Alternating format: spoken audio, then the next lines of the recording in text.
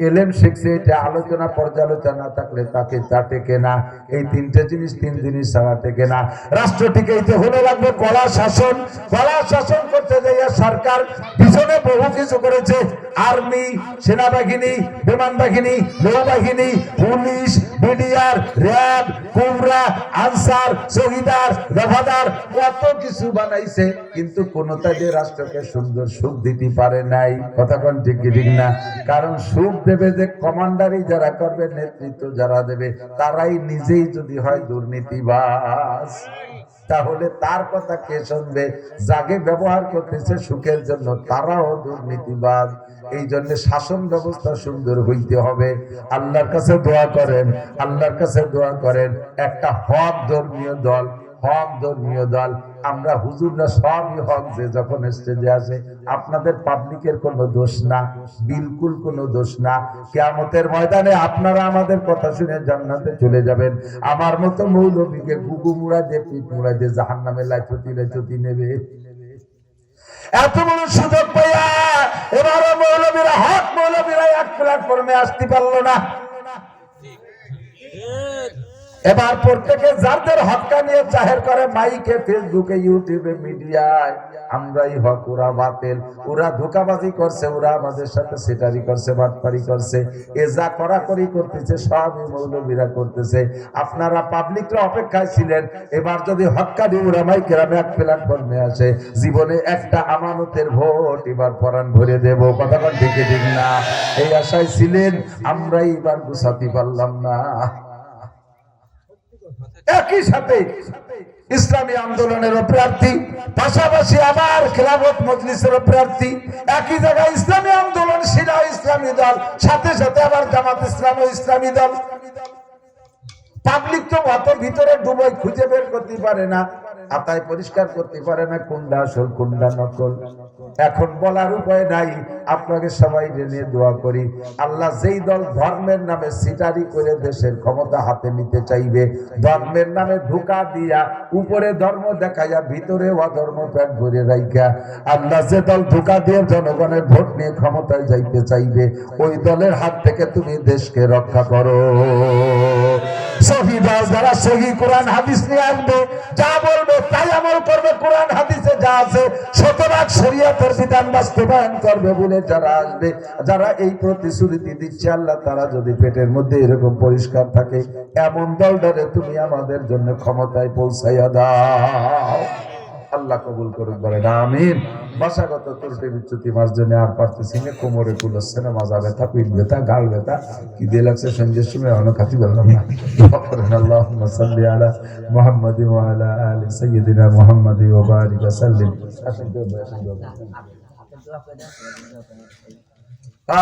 মাদ্রাসার বিপক্ষে কেউ আছেন নাকি?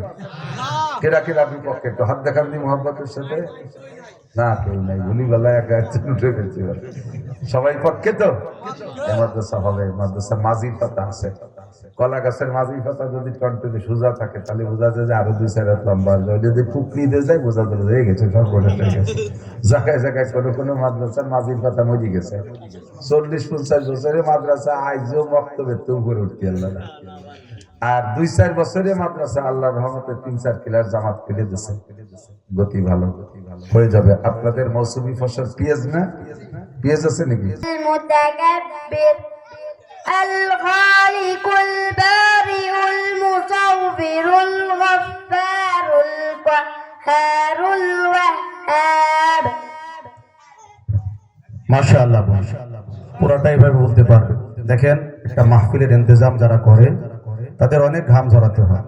এই মাহফিলের পিছনে আমার কতটুকু শ্রম, কতটুকু অবদান গোষ্ঠীর মুরব্বীরা, যুবকেরা জানে। 15তম মাহফিল হচ্ছে, এর পিছনে আমার অনেকটা অবদান আছে। আর বাচ্চারা যতগুলো আমাদেরকে বলতেছে, এটাও আমাদের ইবাদতের অংশ। হুজুর আমার উস্তাদ, তার থেকে অনুমতি নিয়ে আমি কাজ করতেছি। অতএব সকলের এইদিকে খেয়াল রাখা উচিত। আমি আপনাদেরই সন্তান, এই প্রতিষ্ঠানটা আপনাদের সবার না, তো সেভাবেই কথা বলা উচিত। খবরদার কখনো এমন কিছু না বলা যাতে অন্য কিছু হয়। হ্যাঁ, আল্লাহ পাক তৌফিক দান করেন। এ পর্যায়ে আমাদের সামনে আজকের মাহফিলের প্রধান অতিথি, প্রধান আলোচক, আমাদের সকলেরই কাঙ্ক্ষিত মেহমান উস্তাদুল আসাদেজা, জাতীয় পর্যায়ের খ্যাতি সম্পন্ন মুফাসসির কোরআন আলহাজ হযরত মাওলানা নাসির আহমদ সাহেব দামাত বরকাতুল্লাহ আলিয়া, কোরআন ও হাদিস থেকে অত্যন্ত দামি নসিহাত পেশ করবেন। হযরতকে তার গুরুত্বপূর্ণ নসিহাত পেশ করার জন্য মাহফিল ইন্তেজামিয়া কমিটির পক্ষ থেকে সবিনয় দরখাস্ত পেশ করছি।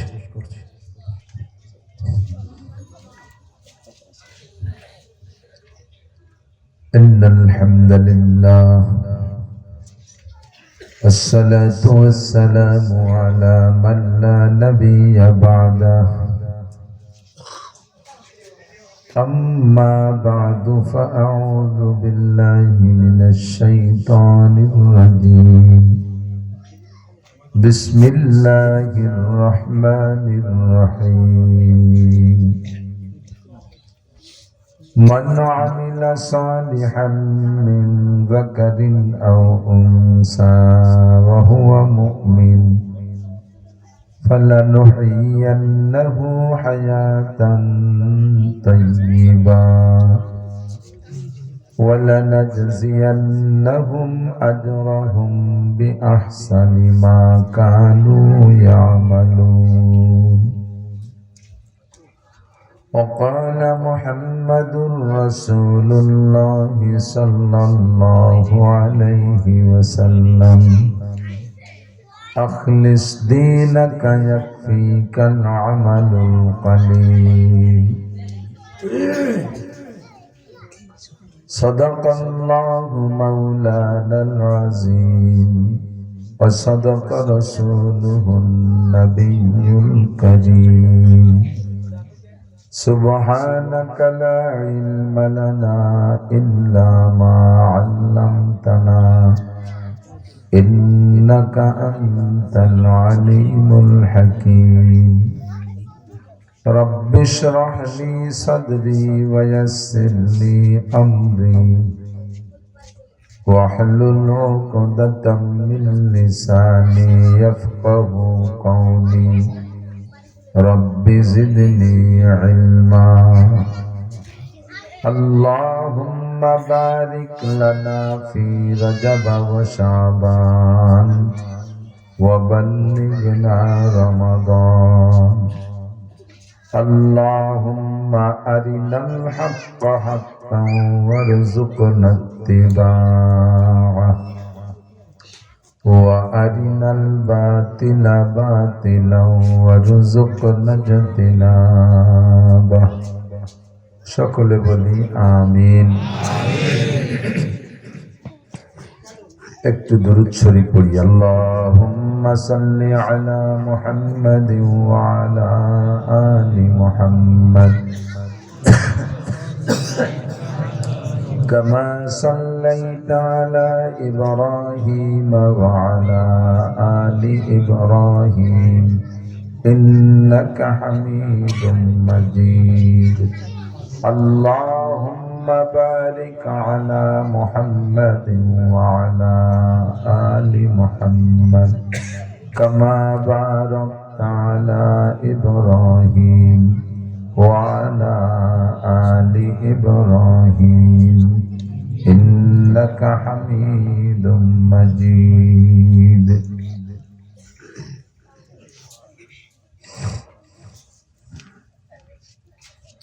ঐতিহ্যবাহী জয়পাশা পশ্চিমপাড়া বাইতুল আমান গোরস্তান জামে মসজিদ ও খাদেমুল ইসলাম যুব সমাজ বলমারী ফরিদপুর বাংলাদেশের উদ্যোগে আয়োজিত 15তম বার্ষিক ওয়াজ মাহফিল।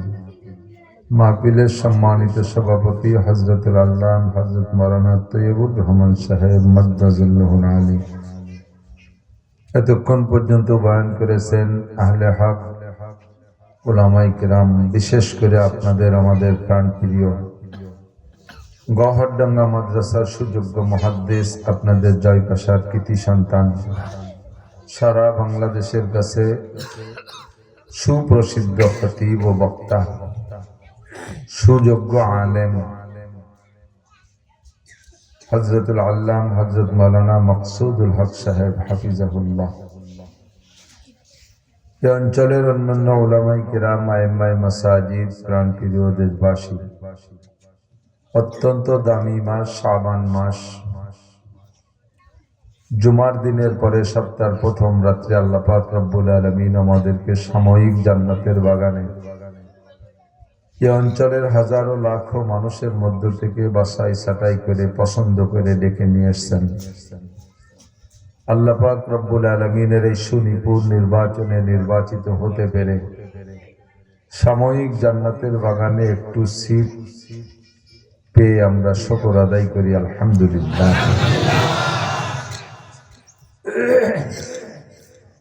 মান তাওয়াযা লিল্লাহ রাফাহুল্লাহ। যে নিজেকে নিজে ছোট জানে আল্লাহ পাক রব্বুল আলামিন তাকে অনেক বড় করে দেয়। মাওলানা মকসুদ আমাদের বয়স জুনিয়র, শিক্ষা সময়কাল হিসেবে আমাদের চেয়ে অনেক পিছে, সে যেটা স্বীকার করেছে আমার ছাত্রদের সাথী। তবে আল্লাহ পাক রব্বুল আলামিন তাকে আমাদের চেয়ে অনেক বেশি ইলম দান করেছেন। ঘর কি মুরগি ডাল বরাবর, এটা প্রসিদ্ধ প্রবাদ। বাড়ির মুরগি ডাল ডাল মনে হয়। ডেলি মুরগি খাইলে কয়দিন পর মুরগির মতো মনে হয় না, ডাল ডাল ভাব লাগে। আর অনেকদিন মুরগি খান না, পাশের বাড়ির থেকে একটু রান্না করে ভাই বিরাদারে বাড়িতে একটু দেয়, পেয়ালাই করে বাচ্চাদের জন্য একটু দিলে পোলাপান কাড়াকাড়ি ওরে বাপ চশমার উপর যে চাইতে উকি মারি সব খাইয়ে না ফেলে, কারণ অনেকদিন খায় না। ডেলি মুরগি খাইলে ডাল ডাল ভাব লাগে। নিজেদের সন্তান তো আমাদের মকসুদ, আপনারা জানেন না আপনাদের মকসুদ কত বড় মকসুদ। সারা বাংলাদেশের সব উলামাই কেরামরা চেনে এরকম আলেম খুব কম। আলেম তো বহুত আছে, কয়জন আলেমরে সারা বাংলাদেশের সবাই চেনে? মাওলানা মকসুদ সাহেবকে বাংলাদেশের সব আলেম ওলামারা চেনে। আপনাদের দেশের সন্তান, এতে আপনারা খুশি না? সে গহরডাঙ্গা মাদ্রাসায় খুব কৃতিত্বের সাথে শিক্ষকতা করতেছে, অন্য কোনো পরিচয় তার লাগে না। তো গহরডাঙ্গার পরিচয়ই তার জন্য যথেষ্ট, এবং সুললিত কণ্ঠের অধিকারী, অত্যন্ত পরিষ্কার ভাষী। অনেকে বয়ান করে আর একজনের থেকে একটু শুনিয়ে শুনিয়ে, একটু শুনে ইউটিউবে একটু শোনা উল্ল বক্তা। তো মৌলানা মকসুদ দেখা উল্ল বক্তা, নিজে কিতাবে যা পড়ে তাই উম্মতকে পড়ায়। কোনো ভাবভঙ্গি, অভিনয় কৌশল বা তাল তামাশার অপেক্ষা সে করে না। যা কোরআন হাদিসে বোঝে একেবারে দিল থেকে মানুষের বুকের মধ্যে চলে যায়, মাথার মধ্যে ঢুকে যায়, কথাটা ছেড়ে দিয়ে আসে। আমরা সমস্ত ওলামাই কেরামরা তার জন্য খুব দোয়া করি। আল্লাহ তাআলা তাকে, একজন যোগ্য আলেম ময়দানে আসছে, আল্লাহ তাআলা তাকে এই জগতে আরো সারা দুনিয়া জুড়ে তার এই খেদমতটা পৌঁছানোর ব্যবস্থা করে দেন। মাদ্রাসা করার ক্ষেত্রে তার পরামর্শটাকে খুব গুরুত্ব দেবেন। সে তো বড় জায়গা থাকে, বড় জায়গার যোগ্যতা তার মধ্যে আছে। মাদ্রাসা করার ব্যাপারে তার চেয়ে ভালো আমরা আপনারা বুঝবো না। সে মাদ্রাসার কারখানার মধ্যে সদস্য হুজুরের মাদ্রাসা, গহরডাঙ্গা মাদ্রাসা তো আমাদের এই বেল্টের সবচেয়ে বড় মাদ্রাসা, প্রবীণ মাদ্রাসা। সে জায়গারও বড় বড় প্রোগ্রামগুলোর পরিচালক মাওলানা মকসুদ। আপনাদের যে কত খুশি হওয়া দরকার তা বলার না। সত্যি কি খুশি আছেন তো? ওই ছোট বাচ্চা যখন আসমাউল হুসনা পড়তে গেছে, একজন হয়তো একটু বাধা দিয়েছে, তার মনের তামান্না যে এভাবে সময় নষ্ট না করে হুজুর কখন বয়ান করবে। একটা বিষয় আছে, কাব্বারানি মৌতুল কুবারা। আমরা এই জগতে ছিলাম না, এই চেয়ারে ছিলাম না, আমরা ওই মাঠে ছিলাম। এখানে এক শ্রেণীর মুরব্বীরা ছিল, ওনরা চলে যাওয়ার পরে আমরা মুরব্বী সাজছি। ওনরা বেঁচে থাকলে আমরা ৭৬ দূরের কথা মাটিতে পাটিও বাগে পাতাম না। তো আজকে সেই মুরব্বীরা নাই বিদায় আমরা মুরব্বী কলাইতে পারতেছি। হঠাৎ করে শুনবে একদিন আমার মৃত্যু খবর, কেঁদে কেঁদে আসবে সবাই দিতে শুধু কবর। একদিন আমরাও থাকবো না। তো আমরা যখন থাকবো না, এই চেয়ারটা কি খালি থাকবে? চেয়ারের জন্য লোক তৈরি করে রেখে যেতে হবে না? এই ছোট ছোট বাচ্চাদের মাইকি দিয়ে আসমাউল হুসনা ২-৪টা হাদিস পড়াইলে ওদের সাহস বাড়ে, হিম্মত বাড়ে। ওরা আস্তে আস্তে আস্তে আস্তে ইনশাআল্লাহ কথা বলা শিখবে। আর সব বাচ্চারা কিন্তু পারে না, সব হিম্মতে কুলায় না। কাজেই যারা এতটুকু হিম্মত করে ওদেরকে আরো সাহস দিতে হয়। কিছু পড়ার পরে শিখাই দেবো কেন, আপনারাই বলবেন মারহাবা মারহাবা, এভাবে বললে ওদের ভিতরে উৎসাহ বাড়ে। তো এরা সারা বছর ধরে বা এই যতদিন চেষ্টা করতেছে সেই থেকে প্রস্তুতি নিয়েছে আমি এইটুক পড়ে শোনাবো। তা যদি আপনারা না শোনেন ওদের মন ছোট হয়ে যায়। 2-5 মিনিটে কি হবে, কত সময় এখান থেকে ছেড়ে দেওয়ার পরেই যে কি শুয়ে পড়বেন, নিশ্চয়ই কিছুক্ষণ পর্যন্ত অনেক কিছু করবেন। একদল আছে তো বাকি রাত গাপসা গাপসিও করে বেড়াতে পারে, তো সে গাপসা গাপসির সময়টুকু হবে আর ওর আসমাউল হোসেনের নামাজ শোনানোর সময় হবে না? পারেন কেউ? আমি তো পারি না। আমি আসমাউল হোসেন ওরা যেভাবে 99 নাম্বার আমি জানি সব নাম, ওই তরতিবই বলতে পারি না। আমরা অনেকেই জানি না। অথচ হাদিসটা কি বলছে জানেন? হুজুর বলেন যে ব্যক্তি আল্লাহ 99টা নাম মুখস্থ করে ওই লোকটা জান্নাতি। তাহলে ছেলেটা মুখস্থ করছে, ও তো একটা জান্নাতি মানুষ। এইটা জান্নাতি মানুষ দেখবেন না, আর কতটুক। আর এই যে ছেলেটা দুটো হাদিস পড়লো বাম পাশে, ও কতটুক, ওর মতো কত গোলাবান আমার আপনার বাড়ি আছে, ভাত খাতিও দিশে পাই না, ঠিক না? ডাইনের দেখাতে গেলে বাবার দেখা। আর সে 2টা হাদিস শুদ্ধ করে শুনেছে। এদেরকে আমাদের পক্ষ থেকে শত মারহাবা বলি, মারহাবা। মাদ্রাসা করার ব্যাপারে 2টো কথা বলেই যাই। আমরা তো মাদ্রাসার কারখানার মধ্যে থাকি। মাদ্রাসা বড় করার জন্য 2 শ্রেণীর মানুষের খুব হস্তক্ষেপ লাগবে। 2 শ্রেণীর মানুষের ভিতরে খুব কন্ট্রোলিং থাকতে হবে। এক হলো যুবকরা, যুবকদের ভিতরে হস্তক্ষেপ থাকতে হবে। কিভাবে? এই মাদ্রাসার বহিরাগত ছাত্র বা স্থানীয় যারা আছে, ছাত্র দূরের থেকে আসবে, এই ছাত্রদের সাথে স্থানীয় যুবকরা ভাই বন্ধুর মতো সুসম্পর্ক রাখতে হবে। তাদের সুবিধা অসুবিধার পাশে থাকতে হবে। তাদের মুখে হাসি নাই, বেজার হয়ে দাঁড়ায় রয়েছে। চার দোকানে একটা ছেলে দাঁড়ায় রয়েছে, অধিকাংশ তো গরিবের পোলাপান, পোশাক আশাক ভালো না, স্বাস্থ্য ভালো না, কালো, দেখতে ভালো লাগতেছে না। এরপরে ক্ষুধায় পেটটা তৈ তৈ করতেছে। ও দোকানে যে দাঁড়ায় আছে, স্থানীয় যুবক, তুমি দেখে বলবা ভাই তুমি এখানে দাঁড়ায় দিয়েছো কেন?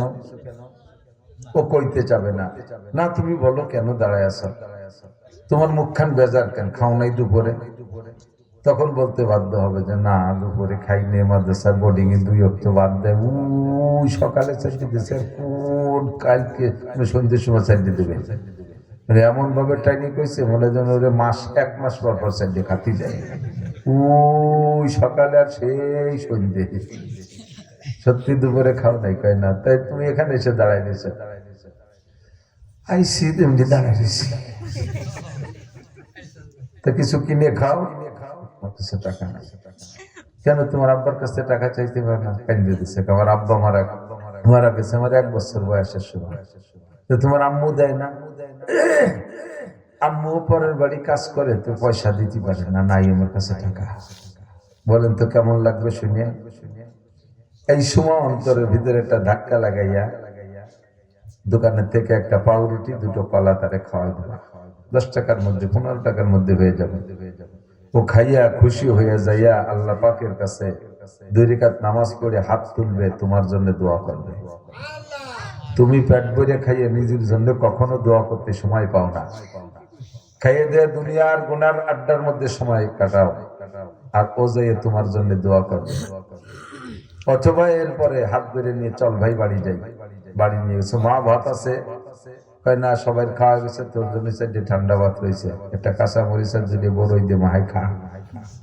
মা আমি বহু খাইছি, আজকে খাবো না, আজকে একটা এতিম নিয়ে আসছে, আজকে ও খাবে। ভাত কয়টা তারে দিয়ে সামনের পর বসে তুমি তারে খাও, আর তার লুকমা মুখে দিয়া দেখো। তুমি চোখ দিয়ে পানি ছেড়ে দিচ্ছ, আল্লাহ আমার মা আছে তাই আমি চাইলাম, আমার আব্বা আছে তাই আমি বলতে পারি, ওর কেউ নাই। এই চোখের পানি পড়বে আর ওরে খাওয়াই দেবা। ও বাড়ি যাইয়া মাদ্রাসায় যেত দোয়া করবে, এলাকায় যে প্রশংসা করবে, আরে কপাল, মাদ্রাসা যদি থাকে তাহলে জয় পাশা। আর ওই এলাকার যুবকরা আপন ভাইয়ের চাইতে আপন, নিজের ভাত ছাত্রদেরকে খাওয়ায়। এই গল্পটা ছড়াই দেবে, ওই এলাকার থেকে প্রচুর ছাত্র এসে মাদ্রাসায় ভরে যাবে। এ হলো যুবকদের দায়িত্ব। আর বুড়োদের দায়িত্ব, ছাত্ররাই যে ছোট ছোট আছে, এরা তো হুজুর হইয়া আসেনি, এরা হুজুর হতে আসছে। আসার সাথে সাথেই আপনারা অত ঘন লোকমা দেবেন না। আপনারাও দেখবেন তোমার জামা ছেঁড়া, তোমার টুপি ছেঁড়া কেন, তোমার লুঙ্গি, তোমার স্যান্ডেলে ফিতে নাই কেন? ও বলবে যে আমার এই দুর্বলতা। তো আপনার তৌফিক থাকলে ওর একটু দোকানে নিয়ে একজোড়া স্যান্ডেল কিনে দিয়েন, কত টাকাই তো নষ্ট করলেন। তৌফিক থাকলে একটা লুঙ্গি কিনে দেন, একটা টুপি কিনে দিয়েন, দেখবেন ও যে এলাকায় বলবে ওই এলাকার মানুষ মুরব্বীরা নিজের দাদা নানার চাইতে দরদি, ছাত্রদেরকে এরকম ছিঁড়া জামা ছিঁড়া লুঙ্গি দেখলেই নতুন কাপড় বানায় দেয়, যাকে যাকে ছাত্র আসবে। এই দুই দলের এভাবে অগ্রসর হতে হবে, তাদের যদি হস্তক্ষেপ এখানে। আর দুইটা জায়গা থেকে ফিরতে হবে। যুবকরা বহিরাগত ছাত্রদেরকে বিভিন্ন ভাবে বিরক্ত করে, এ লাদেন, এ রাজাকার, এ মৌলবাদ, এ হেফাজতের হুজুর, এই করে ঠাট্টা ব্যঙ্গ করলে কয়দিন চুপ করে থাকতে পারে, কখনো কখনো জবাব দিয়ে বলবে, জবাব দেওয়ার সাথে সাথে তোমার বাড়ি স্থানীয়, তুমি দিলে 2 থাপ্পড়।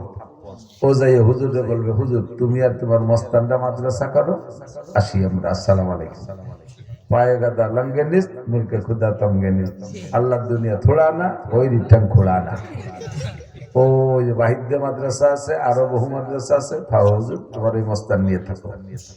কবুতরের পালে, অনেকের বাড়ি কবুতর পালেন না, 100 কবুতর আছে, একটা কবুতর যদি বিড়ালে ধরে নিয়ে যায়, বাকি কবুতররা কয়ে বাড়ি আর থাকা যাবে না, আজরাইলি বাড়ি ছিনিয়ে ফেলেছে, সব ঘুরে চলে যাবে। এর একটা তালবি আলিমের গায়ে হাত দিলে বাকি এই পুরো কবুতরের খাঁচা ধরে খালি হয়ে যাবে।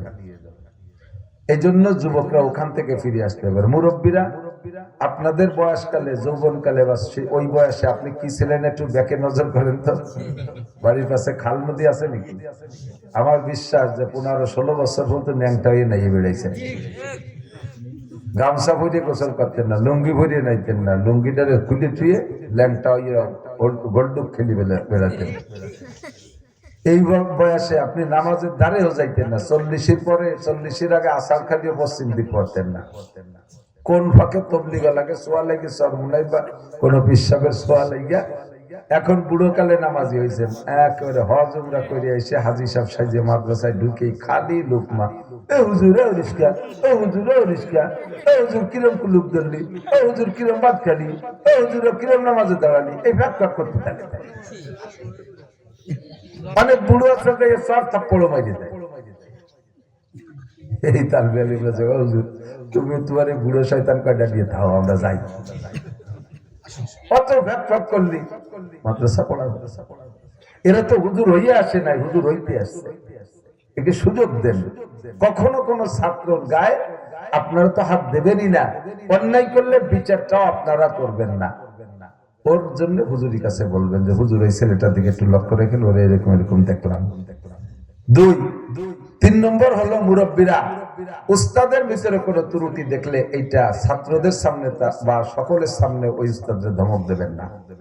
ছাত্রদের সামনে উস্তাদদেরকে যদি শাসান, তাহলে উস্তাদ ছাত্ররা চিন্তা করে, ও কপাল, হুজুর রেই ছাড়লো না, এরপরে তো আমাকে ধরবে। এরপরে ছাত্র চলে গেলে যত বড় আল্লামা হুজুর আনেন না কেন, মাদ্রাসা হবে না। কমিটির ভিতরে বৈশা আর আপনাদের আলেম মুরব্বী যেহেতু আছে, বয়সে ছোট হলেও এলমের দিক দিয়ে মুরব্বী, মৌলানা মাকসুদ সাহেব, মৌলানা তৈয়ব সাহেব তো বয়সেও মুরব্বী, আমার 1 বছরের সিনিয়র, আমরা একসাথে নানুপুর পড়েছি। উনি দাওরা করতেন, আমি মিশকাত করতাম, আমাদের সাথে 1 বছরের বয়স, ও সিনিয়র। তো এনাদের মাধ্যমে এগুলো সংশোধন করব, তাহলে মাদ্রাসা হবে ইনশাআল্লাহ। আর উন্মুক্ত রাখবেন হাত, উন্মুক্ত রাখবেন ভাতের হাড়ি। যত ছাত্র লজিং বেশি রাখবেন, বহিরাগতদের খাদ্যের ব্যবস্থা হয়ে গেলে আল্লাহর রহমতে মাদ্রাসা হবে। জায়গাটা খুব ফরওয়ার্ড, আমি তো আগে আসি নাই, শুনেছি। মাঝে মাঝে মৌলানা মাকসুদ সাহেব এখানে একটা কিছু করলেই ফেসবুকে দিয়ে দেয়, আমরা সেখান থেকে দেখি। আলহামদুলিল্লাহ, আল্লাহ তাআলা এই মাদ্রাসাকে দাওরা হাদিস পর্যন্ত পৌঁছায় দিক।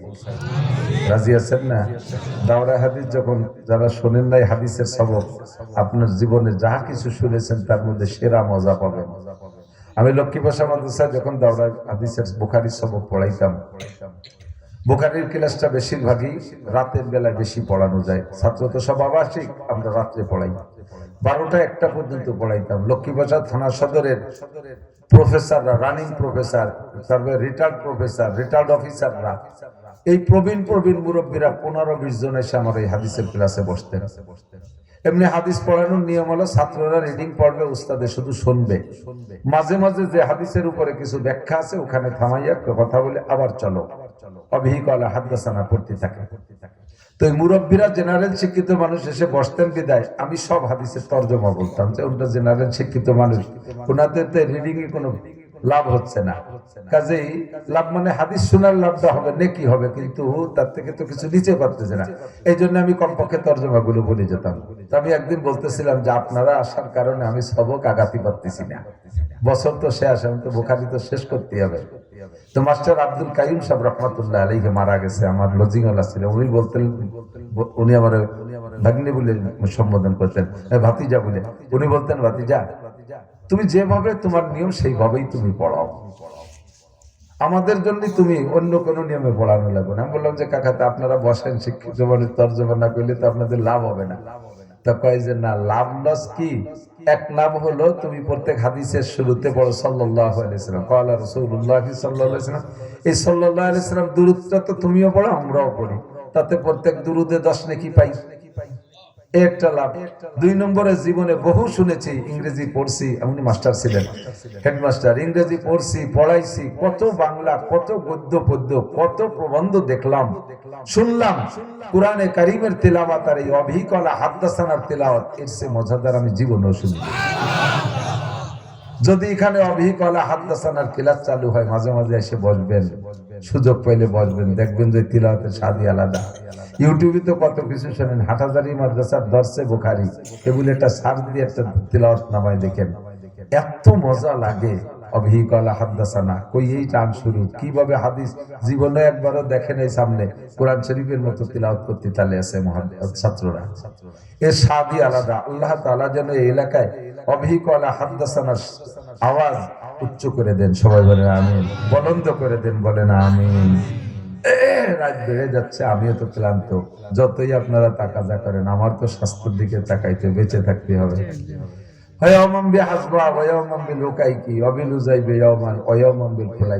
আজকে এখানে, কালকে ওখানে, আজকে সাতক্ষীরে, কালকে টেকনাফ, পরের দিন তেঁতুলিয়া, পরের দিন কি বলা হয় একেবারে রংপুর, কুড়িগ্রাম, এভাবে পাখির মতো উড়ে বেড়াই আমরা বক্তারা। 1 বছরে 1 লক্ষ কিলোমিটার পথ গাড়িতে চলি, 1 লক্ষ কিলোমিটার পথ। ভয় লাগতেছে, মানুষের হায়াত শেষ হয়ে যায় কখন, মরে কখন জানেন? 3 জিনিস যখন এক জায়গা মিলে যায় সেই সময় মরে। খেয়াল করেন, কয় জিনিস? 3 জিনিস এক জায়গা না মিলা পর্যন্ত যদি 8 পাঁচ থাকে তো ওর জন্য কয়দিন হায়াত পায়। 3 জিনিস, 1 নম্বরে পথ চলা, প্রত্যেকটা মানুষের নামে একটা পথ চলা বরাদ্দ আছে না, যে ওর জিন্দেগিতে এত পথ অতিক্রম করবে, এই পথ চলা। 2 নম্বরে রুজি, কি কি খাবে। 3 নম্বরে কথা বলা, কতগুলো কথা জীবনে বলবে, এর একটা বরাদ্দ আছে। তো বক্তাদের এই 3টে জিনিস একভাবে চলতে আছে। আপনারা আস্তে আস্তে কথা কান দৌড়ি কোমরেন, বাড়ি থাকেন, আর স্বাভাবিকভাবে নরমাল খাবার নিজে যা কামাই করেছেন তাই একটু ডালছেন, শাক ভাত খান, মোটামুটি খাবারটা কম করে খাচ্ছেন, ঠান্ডে থেকে যাচ্ছে, মেলা দিন মধ্যে খাবেন। আর আমরা এই 3টে জিনিসই দাওয়ায় দাবলায় শেষ করতেছি। প্রত্যেক বছর 1 লক্ষ মাইল পথ চলি, এরপরে সারা বাংলাদেশ ঘুরিয়ে তো জম্মের খাই, খাওয়া ঘুরে ফেলতেছি, আর কথা তো পাইকারি ধরে কইতেই আছে। এই 3টে একসাথে ঘুরে যাচ্ছে, কখন যদি হঠাৎ চলে যায়। যদি দেখা যায় যে পথ চলা হয়ে গেছে, পথ চলা হয়ে গেছে, আর পথ বাকি নেই, যা বরাদ্দ ছিল চলা হয়ে গেছে, কথাও যা বলা দরকার ছিল সব বলা হয়ে গেছে, খুব বেশি মাহফিল করছি, শুধু খাইছি কম, লাস্টে যাইয়া জবান বন্ধ, পথ চলা বন্ধ, প্যারালাইসিস হয়ে ঘরে পড়ে থাকে, আর ওই খাবার যা রুজিতে বাকি ছিল তাই নিয়ে গালে উঠে দেয়, আস্তে আস্তে খায়, ওই কটা খাওয়া শেষে 3টে সমান হয়ে যায়, শেষে মরে। তো বক্তাকে 3টেই একসাথে চলতে পারেছে। অবশ্য আমার ভয় হচ্ছে আমি খাইতে পারি কম, কথা তো খুব কই, পথও দৌড়ছি, কিন্তু খাতে পারি না, মানে খাবারটা বাকি থেকে গেলে শেষে কতদিন পড়িতে না খাওয়া লাগে, এই চিন্তা হতেছি খুব বেশি। দোয়া করি আল্লাহ ঘরে ফেলাই রেখো না, হাসপাতালের বেডে ফেলাই রেখো না, হায়াত যখন শেষ হয়ে যায় অল্পের মধ্যে তুমি ইমানের সাথে দুনিয়া থেকে নিয়ে নিও। সবাই আপনাদের জন্য আমি দোয়া করিয়ে, দোয়া আপনারা আমাদের জন্য করবেন, আল্লাহ কবুল করুক, বলেন আমিন।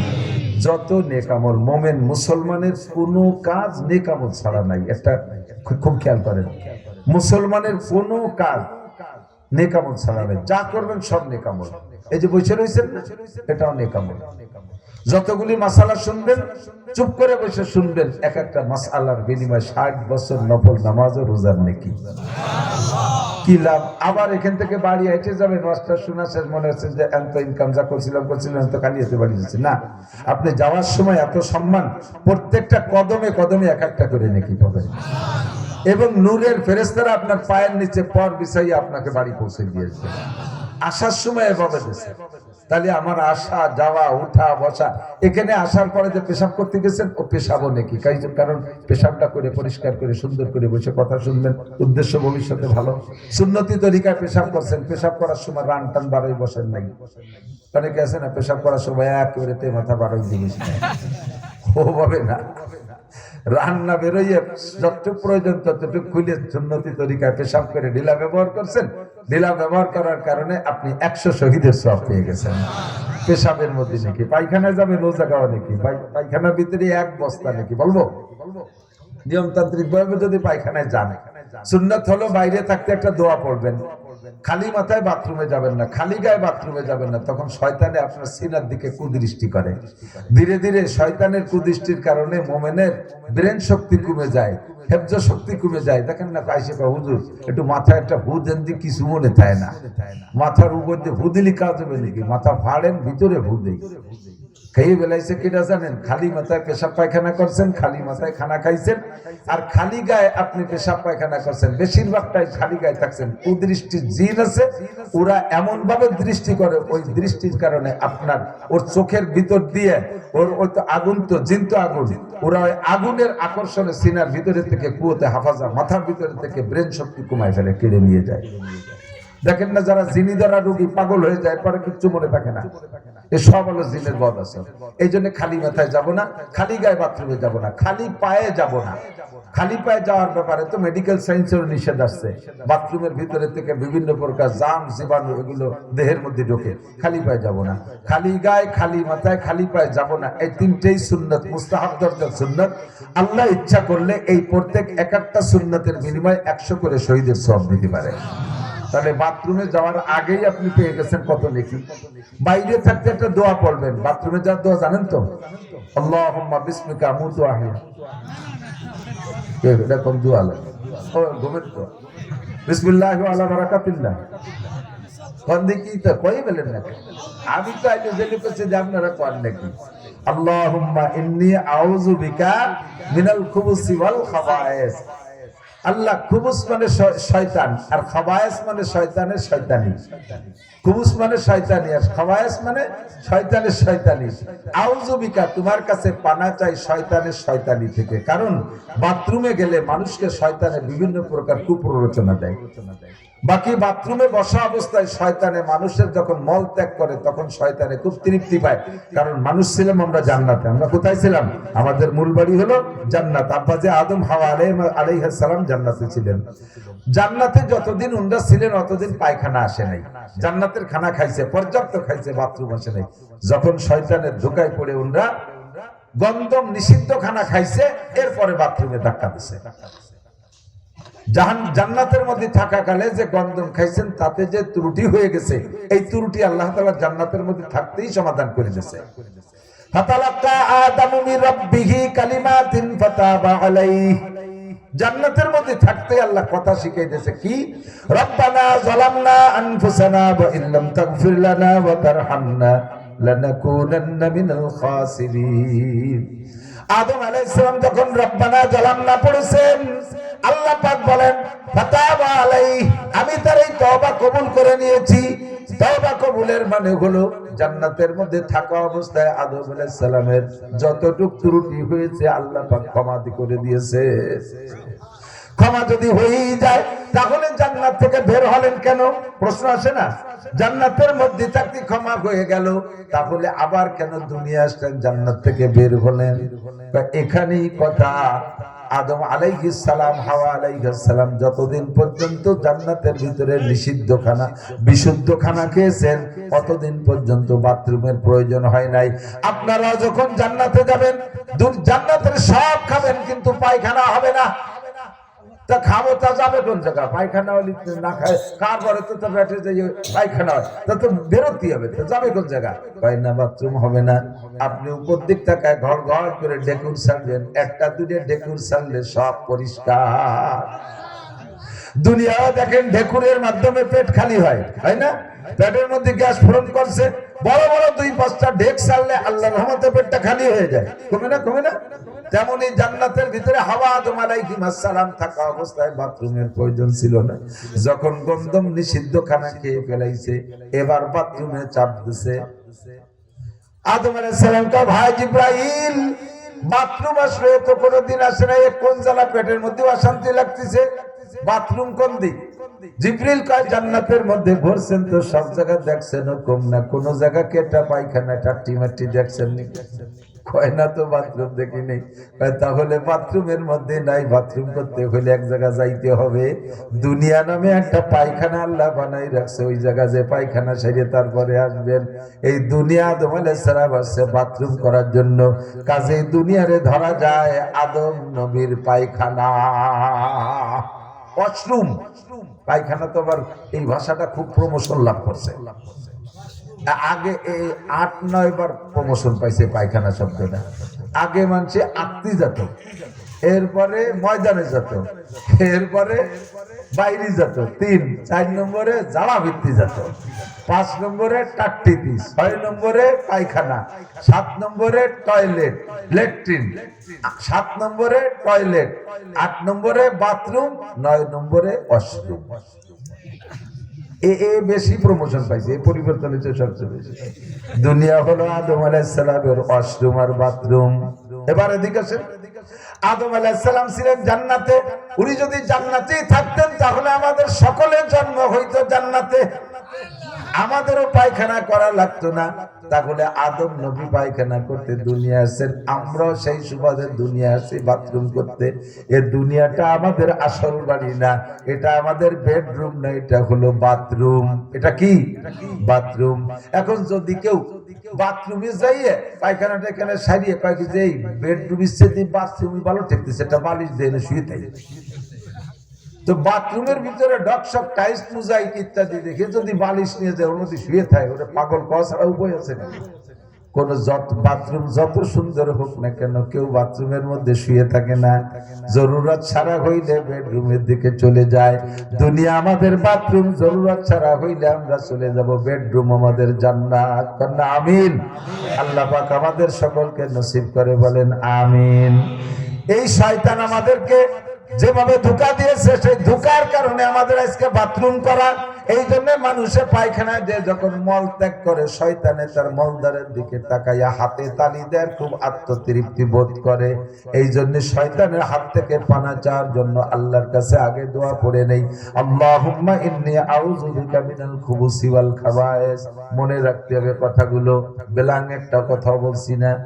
বাইরে থেকে দোয়া পড়ে এরপরে বাথরুমে ঢুকবেন কোন পা দিয়া? বাম পা দিয়া। বাথরুমের ভিতরে যদি ভিন্ন জুতো থাকে, আপনার বাহিরের জুতো বাইরে রেখে বাথরুমের জুতো আলাদা ব্যবহার করতে হয়। পা ঢুকাইবেন বাম পা আগে, কিন্তু জুতার মধ্যে ঢুকাবেন ডান পা আগে, এটা আর একটা সুন্নাত। বাম পা ঢুকাই জুতার মধ্যে ঢুকাই দেবেন না, বাম পা ঢুকাইয়া জুতার উপরে রাইখা ডান পা পরে নিয়ে জুতার মধ্যে ডান পা আগে দেবেন, এরপরে বাম পা ঢুকাবেন, আর একটা সুন্নতের পর আমল হবে। এই বাথরুমের মধ্যে কতগুলো নেকি সুন্নাত, 100 নেকি, 100 শহীদের সওয়াব। দরজাটা বন্ধ করে দিবার বলবেন বাথরুমে, বাম পায়ের উপরে ভর দিয়ে বসা মুস্তাহাব, এই জায়গা কমপক্ষে 10টা নেকি। বাম পায়ের উপরে ভর দিয়ে বসলে মেডিকেল সায়েন্সের ডাক্তাররাও গবেষণা করে পাইছে, বাম পায়ের উপরে ভর দিয়ে বসলে বাথরুম ক্লিয়ার হয় বেশি। প্রয়োজন পরিমাণ কাপড় খুলবেন, ফাঁকা একেবারে বাথরুমের ভিতরে নির্জন, কেউ দেখতেছে না, চতুর্দিক দিয়ে বেড়া দেয়া, এখন তো সব বেশিরভাগ ফাঁকা হয়ে গেছে। নিরিবিলি পাইয়া লুঙ্গিটারে খুলে আল্লাহর সাথে বাধাই চুয়ে একটা সিগারেট ধরাই একেবারে ছানা বাঁধতে বসবেন না। আসে না বিড়ি খাই পায়খানায় বসে, কত বিড়ির ফাঁসা পায়খানার মধ্যে কোন হুজুর নিয়ে তুই আসলো। যারা বাথরুমে বসে বিড়ি খায়, কুকুরেও তাদেরকে দেখে ধিক্কার দেয়। কুকুরে কয়, ও আল্লাহ, তুমি কাদেরকে আশরাফুল মাখলুকাত বলে ঘোষণা দিয়েছো? আমরা প্রাণী জগতের সবচেয়ে নিকৃষ্ট। আমরা কোনোদিন খাওয়ার সময় পায়খানা করি না, পায়খানায় বসে খাই না।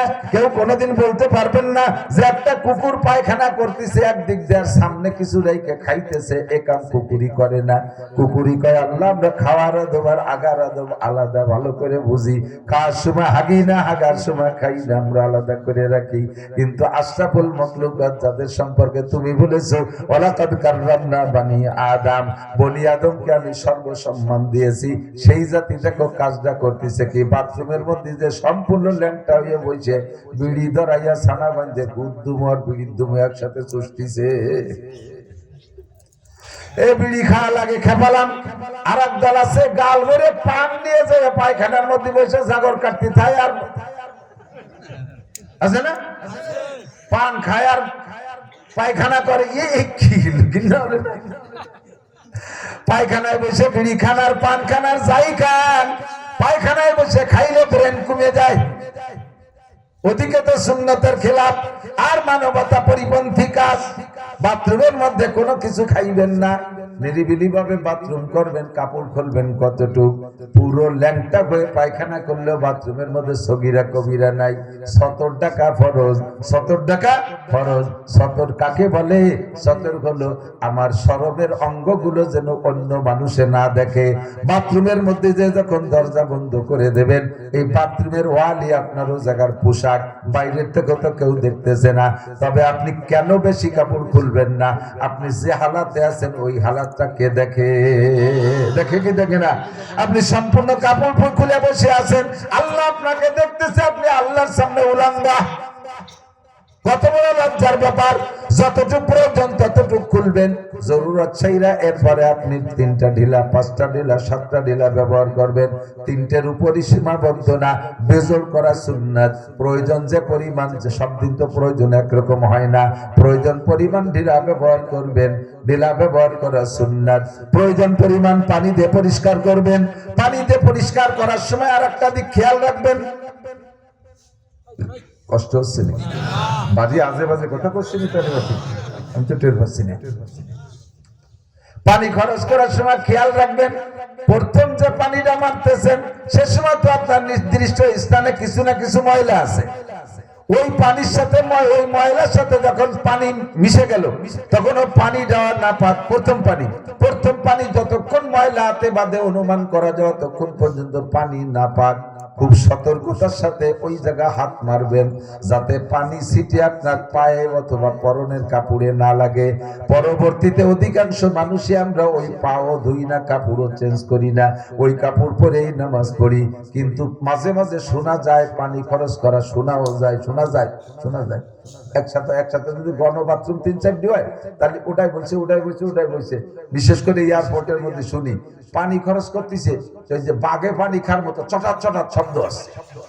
টাস বাড়ি মারতেছে, বাড়ি মারলে তো সিটে ধোয়ার আশপাশে মাহাই গেল, ধুতি যাই আরো ময়লা করে চলে এসে পবিত্র করতে যায়, আরো নাপাক বানানো হয়ে গেল। কতক্ষণ সাধ্য অনুযায়ী পানি মারবেন আর হাতের ডলা দেবেন, বাড়ি মারবেন না।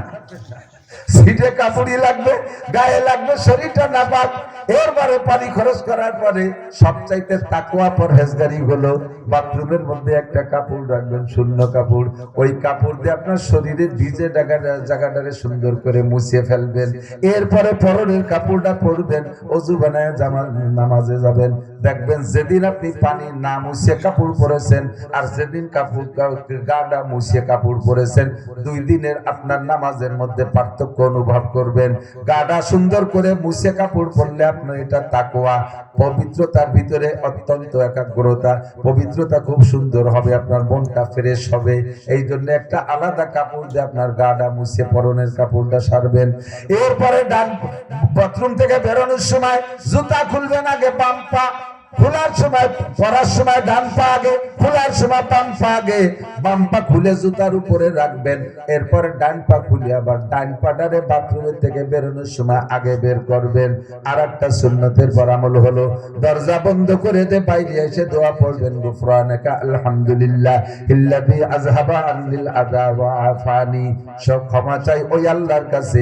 বাথরুমের মধ্যে বসে ত্রুটি বিচ্যুতি আমার হতেই পারে, সর্বক্ষণ তো গুনাহ করেই যাচ্ছি, বাথরুমের মধ্যে হতে পারে আমার মনের অজান্তে, যতই সতর্কতা থাকি কোনো না কোনো ভুল হতে পারে। এজন্য ক্ষমা চাই আল্লাহর কাছে, গুফরানাকা আল্লাহ তোমার কাছে ক্ষমা চাই। এরপরে প্রশংসা শুকর আদায় করবেন, আলহামদুলিল্লাহিল্লাযী, সব প্রশংসা ওই আল্লাহ, আল্লাযী আযহাবা আনিল আযা, যে আল্লাহ বের করে দিয়েছে, পরিষ্কার করে দিয়েছে আমার থেকে কষ্ট দেওয়ার জিনিস, ওয়া আফানি, আর আমি বড় অশান্তিতে ছিলাম, আমাকে শান্তি দিয়েছেন। ও দোস্তরে ভিতরে ঢুকানো সহজ, ঢুকানোটা ইচ্ছা মতো ঢুকানো যায়। বিস্কুট দেবেন ঢুকে যাবে, টোস্ট দেবেন ঢুকে যাবে, রুটি দেবেন ঢুকে যাবে, যা খাবেন হলারের মধ্যে দিলি নাড়াচাড়া দিয়ে ডক্কাস করে গিলে ফেললে ওই পাশে চলে যায়। ঢুকানো সহজ কিন্তু বেরোনো সহজ না, অত ইচ্ছা মতো বেরোনো যায় না। কতক্ষণ ছোটকে ঠেলে টুলে টানি টুলে বেরোনো যায়, বড়কে বেরোনো যায় না। ছোট বুলাবান ঘরেতে বেরোচ্ছে না, হাত ধরে হাসলা টেনে বেরোনো যায়। কিন্তু মুরব্বী শক্তিশালী একজন যদি খামিয়ে দেয়, তারে বাড়িতে খবর আছে। পেশাব ছোট, ও পেশাব না আসলে এক জায়গায় বসে খানিক চিৎচালে একটু বেরোনো যায়। কিন্তু পায়খানা যদি না আসে, কষা হয়, ও হাজারও মাতুম বারলিবার বেরোনো যায় না। তাহলে পায়খানা যদি 2-3 দিন না হয়, কষ্ট হয় কি হয় না? আমার পায়খানাটা দৈনন্দিন আল্লাহ ক্লিয়ার করে দিচ্ছেন, এটা আল্লাহ পাক আমারে শান্তি দিয়েছেন। কত মানুষ হাজার হাজার লাখ লাখ টাকার ওষুধ খাওয়া লাগতেছে বাথরুম ক্লিয়ারের জন্য, কথা কয় না কেন? ঠিক কি ঠিক না? আল্লাহ পাক আমাকে নিরিবিলি ভাবে আফানি, শান্তি দিয়েছেন। কাজে এই একটা ওষুধও খাওয়া লাগলো না, কোনো কষ্ট করা লাগলো না, কষ্টদায়ক জিনিস বের করে আমাকে প্রশান্তি দিয়েছেন। এইটা আল্লাহর ইহসান, বিদায় শুকর পাবে কে? দেখেন এক বাথরুমের ভিতরে কত নেকি, কথা বল। আমি এক যুবকরে, হিন্দু যুবক, একটু হালকা হালকা মুসলমান হবে হবে ভাব, এর একজনকে জিজ্ঞেস করছি, তোর তো মনের ভাব ভালো, স্টার্টিং ঘুরিয়ে যাবে ইনশাআল্লাহ, জায়গা মতো চলে আসবি, তুই বল এতদিন তো হিন্দু আছিস, তো দেখ হিন্দুদের ভিতরে এই সব জায়গা কি কি ইবাদত আছে, তোকে ইবাদত গুলো কবি কি কি? কয়দিন সকালবেলা একটু কবে তুইটা কিছু আছে, আর ওই রাতের বেলা সন্ধ্যের সময় কিছু আছে। আজকে এমন কোনো ইবাদত না, 12 মাসে 13 পুজো, এই হলো ইবাদত। আর মুসলমানের ইবাদত সব জায়গা, কথা বলেন। এই যতগুলো সুন্নাত বাথরুমের মধ্যে বলছি, নবী পাক বলেন, মান তামাসসাকা বিসুন্নতি ইনদা ফাসাদে উম্মতি ফালাহু আজরু মিয়াতি শাহীদ। ফিতনার জামানায় যখন সুন্নাত দুনিয়া থেকে মিটে যাওয়ার সম্ভাবনা দেখা দেবে, মুসলমানদের, এই যুবক আমার দিক, মুসলমানদের অলসতার কারণে, অমুসলমানদের অপষড়যন্ত্রের শিকার হইয়া মুসলিম সমাজ থেকে আমার সুন্নতগুলো বিলুপ্ত হতে থাকবে। 2 কারণে সুন্নত বিলুপ্ত হয়, কথা খেয়াল করেন নাই? 2 কারণে সুন্নত বিলুপ্ত হচ্ছে। একটা হলো মুসলমানদের অলসতা, আর একটা হলো অমুসলমানদের অপষড়যন্ত্র। বুঝলেন? খালি মাথায় নামাজ পড়ে, খালি মাথায় নামাজ পড়িস, টুপি ছাড়া নামাজ হয় না? টুপি ছাড়া নামাজ হয়, টুপি পড়লেও তো হয়, তো ছাড়াটা ধরলি কেন, ধরাটা কেন ধরলি না? টুপি ছাড়া নামাজ হয় না, এই করে ধাক্কাতে টুপি ছাড়া নামাজ, টাইট প্যান্ট পরে নামাজ পড়ে, সুন্নতি পোশাক ছেড়ে দিছে, পড়িস না কেন? পরে নামাজ হয় না, এই কইয়ে নামাজে দাঁড়াইয়া যায়। দোস্তরে খানা খাইতে বললে টেবিল চেয়ারে খায়, দস্তারখান বিশেষ না খায়, দস্তারখান ছাড়া খানা খাইলে কি খানা খাওয়া হয় না নাকি? এই অলসতা করে একটা একটা করে সুন্নত ভিতর থেকে বিলুপ্ত করে দিচ্ছে মুসলমানদের অলসতা আর অমুসলমানদের অপষড়যন্ত্র। প্রত্যেকটা সুন্নতের এগেনস্টে একটা একটা কি বলা হয়, অপসুন্নত আমাদের সামনে খাড়া করে দিয়েছে। দেখবেন একটা একটা করে বলতে থাকলে রাত বেড়ে যাবে, তবুও 2-4টে না বলে পারছি না। মেসাক করা, দাঁতনের জন্য মেসাক করা সুন্নাত। নবী পাক বলেন, লাউলা রাশুকা আলা উম্মতি লামারতুম বিসওয়াক ইনদা কুল্লি সালাত ওয়া ফি রাওয়াতিন ইনদা কুল্লি উযু। যদি আমি কঠিন মনে না করতাম, উম্মতের পর ওয়াজিব করে দিতেন আল্লাহ তাআলা, এই ভয় যদি না করতাম, তাহলে প্রত্যেক মুসলমানের জন্য 5 ওয়াক্ত ওযুতে এবং নামাজে দাঁড়ানোর সময় আমি মেসাক করা ওয়াজিব করে দিতাম। কিন্তু কঠিন হবে বিদায় তা করলাম না। কত জরুরি। নবী আলাইহিস সালামের ইন্তেকালের সময় সিদ্দিকা আয়েশার কোলের মধ্যে হুজুর টেক লাগায় শুয়ে আছে। হুজুর সিদ্দিক আয়েশা বলেন মাতা রাসূলুল্লাহ সাল্লাল্লাহু আলাইহি সাল্লাম ওয়া রাসূহু বাইনা হাকিনাতি ওয়া জাকিনাতি, হুজুর যখন ইন্তেকাল করলেন হুজুরের মাথা আমার থুতি আর হলকুমের আমার সিনার মাঝখানে, হলকুমের সাথে এখানে হুজুরের মাথা, আমার বুকের সাথে হুজুর টেক দিয়ে কাত হয়ে আছেন, আমি সাপটা জড়িয়ে ধরে আছি। ইতিমধ্যে দেখি আমার ভাই আব্দুর রহমান ইবনে আবি বকর, আয়েশার ভাই আব্দুর রহমান রাদিয়াল্লাহু তাআলা আনহু হুজুরকে দেখার জন্য এসে একেবারে শেষ বেলায় সামনে আয়েশা হুজুরের সামনে দাঁড়ায় আব্দুর রহমান নেশাব করতেছে। হুজুরের তখন একেবারে জানকান্দানি অবস্থা, মাঝে মাঝে হুশ আসে, মাঝে মাঝে আবার বেহুশ হয়ে যায়। যখন হুশ আসে তখন একটু কথা বলতে চায়, এর মধ্যে আব্দুর রহমান যখন মেসাক করতেছে হুজুর তাকায় রয়েছে আব্দুর রহমানের মেসাকের দিকে, কিন্তু জবানে শক্তি নেই একটু মেসাকের কথা বলবে, একভাবে তাকায় রয়েছে। তাকানো দেখলিতে বোঝা যায় যে লোকটার মনের চাহিদা কি। সিদ্দিকা আয়েশা জিজ্ঞেস করলেন ইয়া রাসূলুল্লাহ তাস্তাকু, হুজুর মেসাক করবেন? হুজুর হা বা না ভাষা দিয়ে বলতে পারলেন না, চোখের ইশারা ইঙ্গিত দিয়ে বুঝাইলেন হ্যাঁ আমি মেসাক করব। আব্দুর রহমান টের পাইয়া দৌড় মারছে, আপা তুমি বসো আমি হুজুরের জন্য মেসাক নিয়ে আসি। আব্দুর রহমান দৌড় মারছে মেসাক আনার জন্য। আয়েশা ডাকতে বলে হে আব্দুর রহমান ফিরে আয়, তুই মেসাক নিয়ে আসতে আসতে নবী পাক যদি ওর ফাঁকে চলে যাও আমার জীবনে একটা দাগ থাইকা যাবে। আমি নবীর ঘরে আসছি মাত্র 9 বছর বয়সে একটা ছেলে মেয়ে, আমি সামান্য ছোট্ট একটা মেয়ে আসছি 9 বছর বয়সে। আজ 9টি বছর নবীর ঘরে আমি ঘর করেছি, আমার নবী আমার কাছে যা বলছে দেই নেই, আমি তা পূরণ করি না, এমন কোনো ঘটনা যাই নাই। আজকে আমার সামনে মেসাক চাইলেন, তুমি মেসাক আনতে গেলে এই ফাঁকে যদি নবী চলে যায় দুঃখটা আমার থাকিয়া যাইবে। আব্দুর রহমান কয় ভাই আপা তাহলে মেসাক কিভাবে দেব? কয় ভাই তোর মেসাকের এক পাশ সাবাইছিস আর এক পাশ ভালো আছে, এরকম না মেসাক, এক পাশ সাবাইছিস আর এক পাশ ভালো আছে, ভালো পাশ দে, ওই পাশ নবীকে মেসাক করাই। ভালো পাশ দিলেন হুজুরের কাছে, হুজুর ইশারা করলেন আয়েশা রে আমার দাঁতে শক্তি নাই মেসাকটারে চাবাই নরম করা, ও আয়েশা মেসাকটা তুমি চাবাই দাও। আয়েশা পিছন পাশে চাবাই নরম করলেন, যখন নরম হয়ে গেছে মেসাক করার যোগ্য, আয়েশা বললেন ভাই আব্দুর রহমান একটু পানি দিয়ে ধুয়ে দাও। হুজুর ইশারা করলেন না রে আয়েশা তোমার মেসাক ধুইও না, তোমার ওই লালা বিজলে মুখের থুক মাখানো সহ ওই মেসাকটা আমার কাছে দাও। হুজুর হাত দিয়ে মেসাক করতে গেলেন, তাও হাতে শক্তি নাই। আয়েশাকে ইশারা করলেন, আয়েশা মেসাক করাই দিলেন। আয়েশা পরবর্তীতে বলেন হুজুরের অন্য স্ত্রীদের চাইতে আমার একটু অহংকার বেশি, আমার একটু গর্ব বেশি, তার কারণ হলো নবী পাকের লাস্ট মুহূর্তটা গেছে আমার ঘরে। হুজুরের সিরিয়াল অনুযায়ী স্ত্রীদের ঘরে 1 রাত করে থাকতেন বা 2 রাত 5 রাত করে থাকতেন, লাস্টে এসে আমার হিসাব মতে আমার ঘরে থাকার টাইমটা হুজুরের ইন্তেকাল।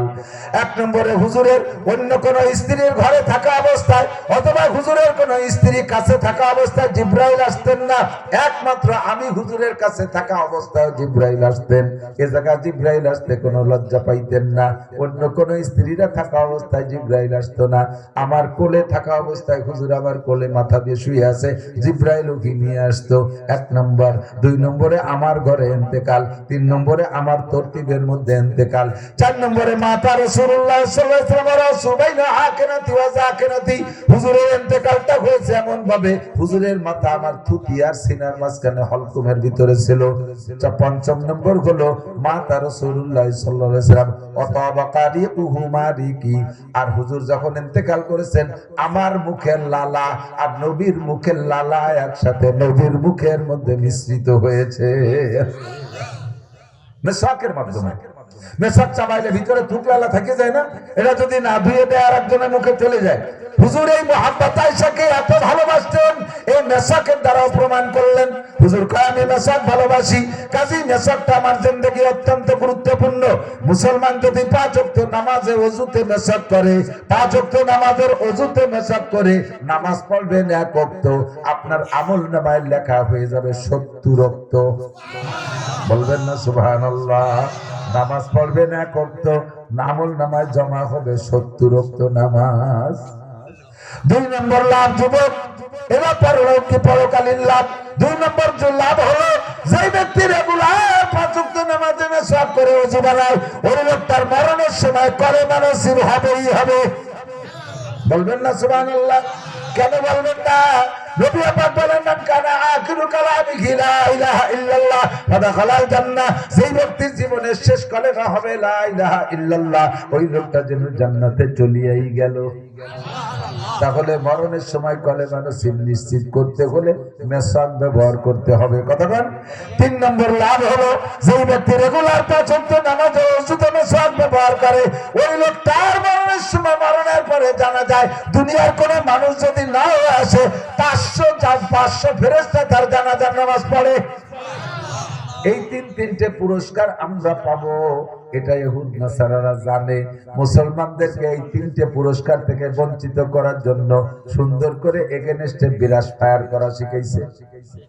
বিরাজ বানাইতেছে 1 কোটি টাকা দামের বিরাজ, আর 1 লাখ টাকা দামের যদি পেস্ট হয়, এতে 100 বছর দাঁত মাজলে আপনি মেসাকের সুন্নতের নেকি পাবেন না, মেসাকের সওয়াব পাইবেন না। আপনি গাছের ডাল দিয়ে মেসাক করতে হবে। এই সুন্নতের এত লাভ, এটা ওরাও জানে, ইহুদ নাসারারা কোরআন হাদিস জানে। আমাদেরকে এই সুন্নতের লাভের থেকে বঞ্চিত করার জন্য এগেনস্টে বিরাজ বানাইতেছে। আর 99% পাবলিকের ঘরে এখন বিরাজ আছে, আলেমদের কাছে বিরাজ আছে। কয়জন আলেমের পকেটে মেসাক খুঁজে পাবেন? মেসাকের ইন্টারভিউ নিলে খুঁজে পাওয়া বড় কঠিন। মেসাক পকেটে আছে কয়জন? যেখানে ওযু বানাই সেখানে আছে। তাহলে এখন যে আজকে মাহফিলে এসে ওযু বানাইতে গেছেন, এই জায়গা তো মেসাক নাই, এই একটা ওয়াক্ত আপনার মিস হয়ে গেল। 70 ওয়াক্ত নামাজের থেকে আপনি লস হয়ে গেলেন, বঞ্চিত হয়ে গেলেন। কাজেই ছোট্ট একটা মেসাক আপনার পকেটে বানায় রাখতে পারেন। কয় যে মেসাক পকেটে রাখা একটা ঘৃণার ব্যাপার। মেসাক পকেটে রাখা যদি ঘৃণার ব্যাপার হয়, তাহলে গোল্ড লিপ আর ওই কি কয় ব্যানসন সিগারেটের প্যাকেট রাখা কি সওয়াবের ব্যাপার? এত বড় ব্যানসন সিগারেটের প্যাকেটে জায়গা পাইলো, সাথে আবার ওর মধ্যে গ্যাস সিলিন্ডার একটা গ্যাস সিলিন্ডার একটা ঢুকাইছে, পকেটে জায়গা পাইলো। এত বড় মোবাইল অ্যান্ড্রয়েড সেট একটা জায়গা পাইলো, এরকম মোটা একটা মানি ব্যাগ জায়গা পাইলো। আরো কতটা আছে খুঁজলি পাওয়া যাবে, তার খুঁজতে গেলাম না। এত কিছু পকেটে জায়গা পাইলো, চিকন একখান মেসাক আর একটু টিস্যু পেপার কেন পকেটে জায়গা পাবে না? এনি টাইম যে কোনো জায়গায় তোমার পেশাব হইলে, পেশাবে ঢিলা ব্যবহার করলে সর্বক্ষণ গাটা পাক থাকে, পুরুষের পোশাকটা পবিত্র থাকে, যে কোনো জায়গায় দাঁড়াইয়া নামাজ পড়তে পারেন। কথা কোন ঠিক কিনা? আমাদের বহু ভক্ত যুবক আছে। এক যুবক এসে আমার জড়াই ধরে কয়, মসজিদের সামনে হুজুর আমি আপনার কঠিন ফ্যান। আমি কই, তুই আমার ফ্যান না, ওই মসজিদের ফ্যান হবে, তারা বাতাস থেকে দেয়। সে ফ্যান, এ ফ্যান না, ফ্যান মানে হলো ভক্ত। চল আজান দেশে ভক্ত, যেহেতু আমার ভক্ত, নামাজ পড়ে আসি। কয় হুজুর আগামী শুক্রবার তো শুক্রবার বাড়ি একেবারে কাছাই দিই, শুক্রবার তো তুই বাঁচবি, শুক্রবার তো গ্যারান্টি আছে। কয় বাঁচবো না, তাই বাঁচবো জানা আছে। এখন চল কয় না হুজুর আমার মসজিদে নিয়েন না, অন্য মুসল্লিকে নামাজ নষ্ট হয়ে যাবে। এই যে টাইট প্যান্ট এই পরছি 7 দিন 2 দিন, যখন পেশাব করি তখন পুরো একদম ক্লিয়ার হয় না, আটা দেওয়ার পরে খানিক পরে, ওই তো একই জায়গায় তো পড়ে, ডেলি ধরে 8-10 বার পেশাব করি, তো পেশাব পড়ে, ভেজে শুকোয় 7 দিন পর্যন্ত যদি খানিক জায়গা সামনে দিয়ে অবস্থায়, তাহলে ও জায়গা কি জায়গা আছে? কুত্তো মরা গন্ধ হয়ে গেছে ও জায়গা। আমার মসজিদে ঢুকলে অন্য মুসল্লিকে না হয় গন্ধ যাবে, তারা নামাজ পড়তে পারবে না। কথা কিন্তু মিথ্যে না। এই যে দেখ তুই মুসলমান, এই অবস্থায় যদি মরিস তাহলে তোর পোশাক নাপাক পোশাকে তুই মরবি, আর এই হালাতে তুই উঠবি। পরিষ্কার সহিহ হাদিস, আল্লাহ নবী বলেন, তামুতুনা কামা তাহয়াউন ওয়া তুহশারুনা কামা তামুতুন। তোমার জীবন যাপন যেমন হবে, মরণটা তোমার তেমন হবে। আর মরণটা যেই ফিগারে হবে, হাসরের মাঠে ওঠাটাও তোমার সেই ফিগারে হবে। দাড়ি কাটা অবস্থায় জীবন যাপন, দাড়ি কাটা অবস্থায় মরণ। কিয়ামতের ময়দানে দাড়ি কাটা ওর হালাতে উঠবা। একজন নবীও দাড়ি কাটা না, একজন সাহাবায়ে কিরামও দাড়ি কাটা না, তাবেঈন না, ইমাম মুস্তাহিদিন উলামায়ে কিরাম, পীর মাশায়েখ, কোন উলামায়ে কিরাম কেউ দাড়ি কাটা না। নামাজি দিনদার পরহেজগার আল্লাহ ওয়ালা মুসলমান যারা, তারা দাড়ি কাটা না। তুমি নামাজে পড়ো, দাড়িও কাটো, আর তোমার নামাজে তোমার জান্নাতে দেবে। কিন্তু প্রথম চান্সে দাড়ি কাটাওয়ালাদের সাথে, মান তাশাব্বাহা বিকাউমিন ফাহুয়া মিনহুম, যার সাথে যার মিল হবে তার সাথে তার হাসর হবে। তুমি নাপাক পোশাক পরা, তুমি ওই জিন্সের প্যান্ট পরা, একজন নবী রাসূল এরকম টাইট প্যান্ট পরে নাই, সাহাবায়ে কিরাম টাইট প্যান্ট পরে নাই। আবু হানিফা, শাফিঈ, ইমাম মালিক, বুখারী, মুসলিম, তিরমিজি ওয়ালা, আব্দুল কাদের জিলানী, মঈনুদ্দিন চিশতি, নিজামুদ্দিন আউলিয়া, কুতুবুদ্দিন বখতিয়ার কাকি, শামসুল হক ফরিদপুরি, মোহাম্মদুল্লাহ হাফেজি, হাজী শরিয়াতুল্লাহ আহমদ শফি সাহেব, শাইখুল হাদিস আল্লামা আজিজুল হক, আরে চরমুনাই পীর সাহেব, আমাদের ঢালা হুজুর বাহিদুর আকরাম আলী সাহেব, আশরাফ আলী সাহেব, আব্দুল গফফার সাহেব, কেউ আমরা প্যান্ট পরতে দেখলাম না, জিন্সের প্যান্ট। এইটা মুসলমানের পোশাক না। তুমি সেই পোশাকের জিন্দেগি কাটাইতেছ, আর তার কারণে তোমার শরীরটা নাপাক থাকে 24 ঘন্টা। মুসলমান তুমি কেমন মুসলমান? তোমাকে যে কোনো সময় মসজিদে ঢুকানোর হিম্মত তোমার মধ্যে নাই। এটা অমুসলমানদের অপষড়যন্ত্র। সুন্নতি পোশাক শরীরের থেকে চলে যাইয়া এখন বেসুন্নতি একটা বেদাতি পোশাক আমাদের শরীরের মধ্যে ঢুকছে। কতক্ষণ ঠিক ঠিক না? বলতে গেলে রাতভর বলতে পারবো। যাই হোক, আমাদের সব কাজগুলোর ইবাদত প্রমাণ করা যাচ্ছে কি যাচ্ছে না? ভাত খাইতে বসছেন, দস্তরখান বিছিয়ে খানা খাবেন। খানা খাওয়ার সময় খালি গায়ে খাবেন না, খালি মাথায় বসবেন না, একটা কিছু মাথায় দিয়ে বসেন। সুন্নতি তরিকায় বসেন। 3 তরিকায় বসা সুন্নাত। আপনি 3 তরিকার যে কোনো এক তরিকায় বসেন। শুরুটা করবেন আপনি সুন্নতি তরিকায়, শেষ পর্যন্ত ওভাবে না পারলে যেভাবে পারেন সেইভাবে বসবেন। লা ইউকাল্লিফুল্লাহু নাফসান ইল্লা উসাহা। মানুষকে আল্লাহ শক্তির বাহিরে কোনো হুকুম চাপাই দেন নাই। এর মোটা হয় 3 তরিকা কি কি বসার? 2 হাঁটু খাড়া করে, 2 হাঁটু উঠাইয়া, আর 2 হাঁটু বিছাইয়া আত্মায়াতের মতো। আরেকটা হলে 1 পা পাছার নিচে দিয়ে আর 1 পা খাড়া করে। আর এইরকম বড় ভুড়িয়ালা মানুষ যদি হয়, এই 3 তরিকার 1 তরিকায় থাকতে পারবে কিছু? 2 হাঁটু উঠাইয়া ভাষাতে লেখেন ভিড়ে দিয়ে যদি বসে, ওরে পেটে ঠেলে সিট করে ফেলে দেবে না? আর আত্মায়াত সুরতে তো বসতে পারবে না, মোটা মানুষ রানে টাইট হয়ে যায়, কষ্ট হয়। শুরুটা করেন মাত্র 10 সেকেন্ড। ফেরেশতাদের স্বভাব হলো ওরা শুরুটা দেখে ওইটা ভিডিও করে নিয়ে জমা দেয়, আর শেষটা দেখে, শুরু আর শেষ দেখে। কাজেই শুরুটা ভালো। রাত্রে শোয়ার সময় সেগুলো একটু কইই যায় না কেন? রাত্রে শোয়ার সময় আপনি সুন্নতি তরিকায় শোন। আমার দিক তাকান, আমার দিক। আমি যেভাবে ভাজে আছি না, এই যে আমি কানে আর দিয়েছি, এইভাবে যদি উত্তর দিক মাথায় দিয়ে শুয়ে পড়ে, আরবি লেখে ডাইন দিক দিয়ে না, আমরা কিবলা দিক ফিরলে ডাইন উত্তর দিক না। আমি ডাইন কাতে এভাবে শুয়ে পড়লে দেখেন আমার বডির মধ্যে মোহাম্মদ শব্দ লেখা হয়ে গেছে। মাথা মিম, এই কেনুর এইটা দিয়ে একটা ভাজ, হা পাশার এই মোলটা আর একটা মিম, হাঁটুর নিচে দাল, বলছে না? মিম হা মিম দাল মোহাম্মদ। আমি ডান কাতে মোহাম্মদী ফিগারে শুইছি, ফেরেশতারা এটা ভিডিও করে নিয়ে আল্লাহ দেখো, আল্লাহ চুয়া কারে কয় একেবারে কেমন যেন মোহাম্মদ শুয়ে রয়েছে।